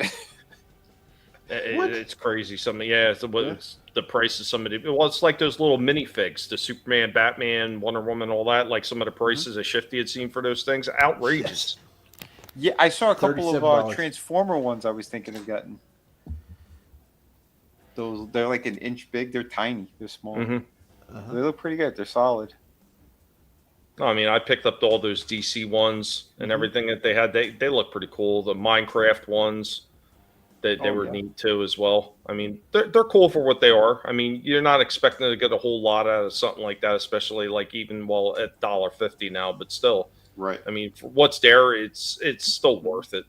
Oh yeah, pretty cool. But yeah, man, I think that is it. We've reached our happy place, and guys, everybody's been hanging out in the chat, watching the show. Everybody shared the links out there. Thank you again so much for your time. I mean, it's all about coming in and having some fun, and I'm glad that most of you hung around for as long as you did, and I hope that everybody is watching all the different platforms had a good time watching as well. Remember, we do this every single week. We're having fun, regardless of the nonsense that YouTube is trying to push on everybody, because they can absolutely go eat a bag of testicular fortitude, if you know what I mean. Yeah. You absolutely go suck it, you sons of bitches. Go stuck on a corn chip. Yeah, that's right. But these guys are going to let you know what they got going on, what's coming up, and we're going to go ahead and we're going to kick it off. I'm just saying goodbye. Save your energy. So long. Here's one Starscream's been saving for you. Starscream has been saving it for you. And you know what? I'll drop it in the chat. Because we are getting so freaking close. City of Venus 2, Dead City. Please sign up to this one. I am on the last handful of pages. I'm not going to say the number because it's like, yeah, we're getting there. We're getting there. I got to plow through a few more. But then it's on to the lettering phase. And yeah, this thing's ready to go. You know, the amount of detail, I mean, you can see just from these panels. I just poured my heart and soul into these pages. So if you guys haven't yet, please sign up. Grab that link. Get it out there. Get it out there on Twitter, Facebook, Instagram, TikTok. I don't care what platform you're on. Let people know about this, because all we have is word of mouth right now. We're up to 72 now. We have 72 people who are signed up to this campaign. It'd be awesome if we could hit 100 before this thing's ready to go. But yeah, it is a beautiful project. I also got to put together the new trailer, but I have a couple of pieces animated that just look sick. So yeah, get ready, folks. It's coming. The new year is going to be filled with awesome artwork and new direction for the channel as well. I'm going to be focusing more on the artwork stuff again. I'm going to be doing more art classes. I have a couple of things kind of in my head and jotted down for what I'm going to do. And yeah, so get ready, folks. We're diving into it in a big way. You guys wanted to see more of my artwork too, and yeah, you're going to get it, folks. High quality as always. And if you haven't yet, please jump on the other projects. Go to vinnieart.com. How you see, you know, how I spell it everywhere, that VINNIEART. It'll take you to the Shadow of the Kraken campaign, but from there you could click on a bunch of other stuff as well, including you could order the Through the Woods hardcover book, 100-page killer graphic novel, co-created and co-written with my brother Frank. And you could also get the obviously Shadow of the Kraken, all done by me, writing, artwork, store, every bit of it is me. So yeah, it's highest quality you're gonna get, folks. So jump on these projects. And again, this is gonna be out there before people who are still, working on their shit for 6 years now and still haven't released shit. But hey, we have a book that's almost completed. You know, we're right there. And tune in tomorrow. We have Friday Underground, and yeah, it's gonna get spicy. It's gonna get a little bit spicy. There's some shit that's been going on. You know, I'm trying to not get as much into the political shit, but on the Rumble side, we will, because we're gonna poke fun at things, because that's what we do. But yeah, but don't worry, we're gonna focus more into the fun stuff again in the new year, guys. Thank you so much. You all rock. Awesome, Vinny. And next up, not bad for an old timer. Old timer. Yeah, my bones are creaking and cracking, and Stripe is being lazy hanging under the ledge. But guys, we hope that you had a good one. Thank you to Slasher and Adam that were both here earlier. And man, going into the new year, I hope things continue to improve for everybody. I know things have slightly improved for me, and you know, really hope that all of us start seeing a lot of big wins in the next coming year, because so many of us absolutely need it. It's just been an absolute train wreck for the past 5+ years, and it's ridiculous. Some people need to start making some massive changes, especially the people at the top with all their bullshit. You need to stop. You need to get your head out of the ass and start doing some things that actually really make a difference. You know, otherwise, yeah, we may wind up with a lot more problems than we had before. And I'm just going to leave it at that. But guys, thank you for being here. Thank you for all your continued support of all of us. It really does mean a lot. Remember to always share links out there, share people's channels out whenever you can, because it really does make a difference, especially in this volatile time that we have right now online with a lot of these different companies, especially you, YouTube. I'm talking about you and all the bullshit. I've seen it. I've got it documented, all the bullshit you've done to me over the past 7 fucking years. And it actually is borderline beyond fucking harassment at this fucking point. And I'm starting to really get fucking fed up. And things are going to need to change, or else toes are going to be nibbled. You know how it is. I don't take fucking prisoners, and I don't take bullshit forever. I will try to sidestep a lot of it as much as I possibly can, because I just want to come on here and have fun and hang out with my friends and hang out with you amazing people that are in the chat, because you guys are amazing. Once again, you're taking the time out of your day to come here and listen to us, see what we got to say, and interact with us. And it really does mean a lot. And for all the other bullshitters that are out there playing their stupid games on these platforms, you can absolutely go eat a bag of dicks as well. But guys, thank you so much for being here. Remember, next week, we're going to be running it earlier. We're going to be running it around 6 o'clock. So it's going to be 2.5 hours earlier, and we're going to be playing with the times to figure out when might be a better time slot for us to start running the show, because we've been doing it at the same time for 8.5 years, and we feel like we're kind of stuck in a rut, so we're going to change it just a little bit. I hope all you guys are going to continue to be on board for everything that we're doing. Thank you so much. Remember, never let anybody tell you what you can and can't say. What you should or should not think is your silence, your compliance gives consent. And with that, I am going to hand it over to our last guy on the panel that's got a few things to say. Listen to me! Get me out of here, you fool! Too late, fool!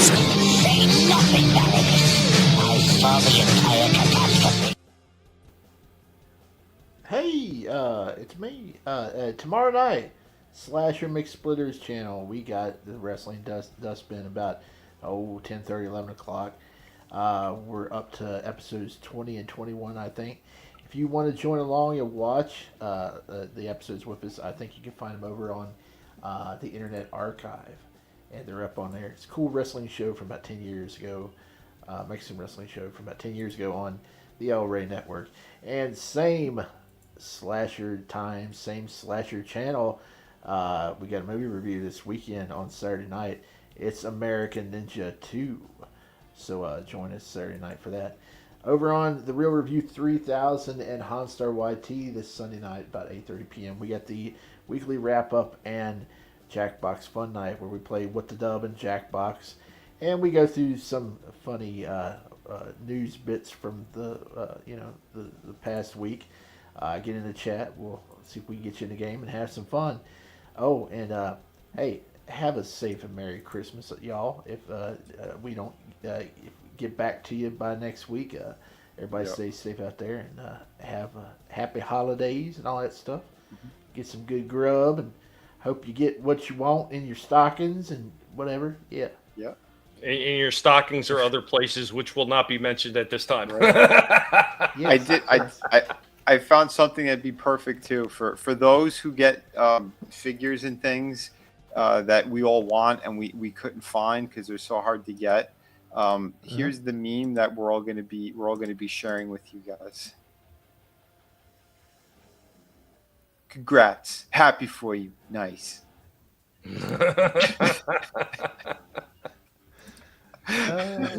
Hey guys, just like Shifty says, if we don't see you next week, I hope you have a very, very Merry Pigmas, Merry Christmas.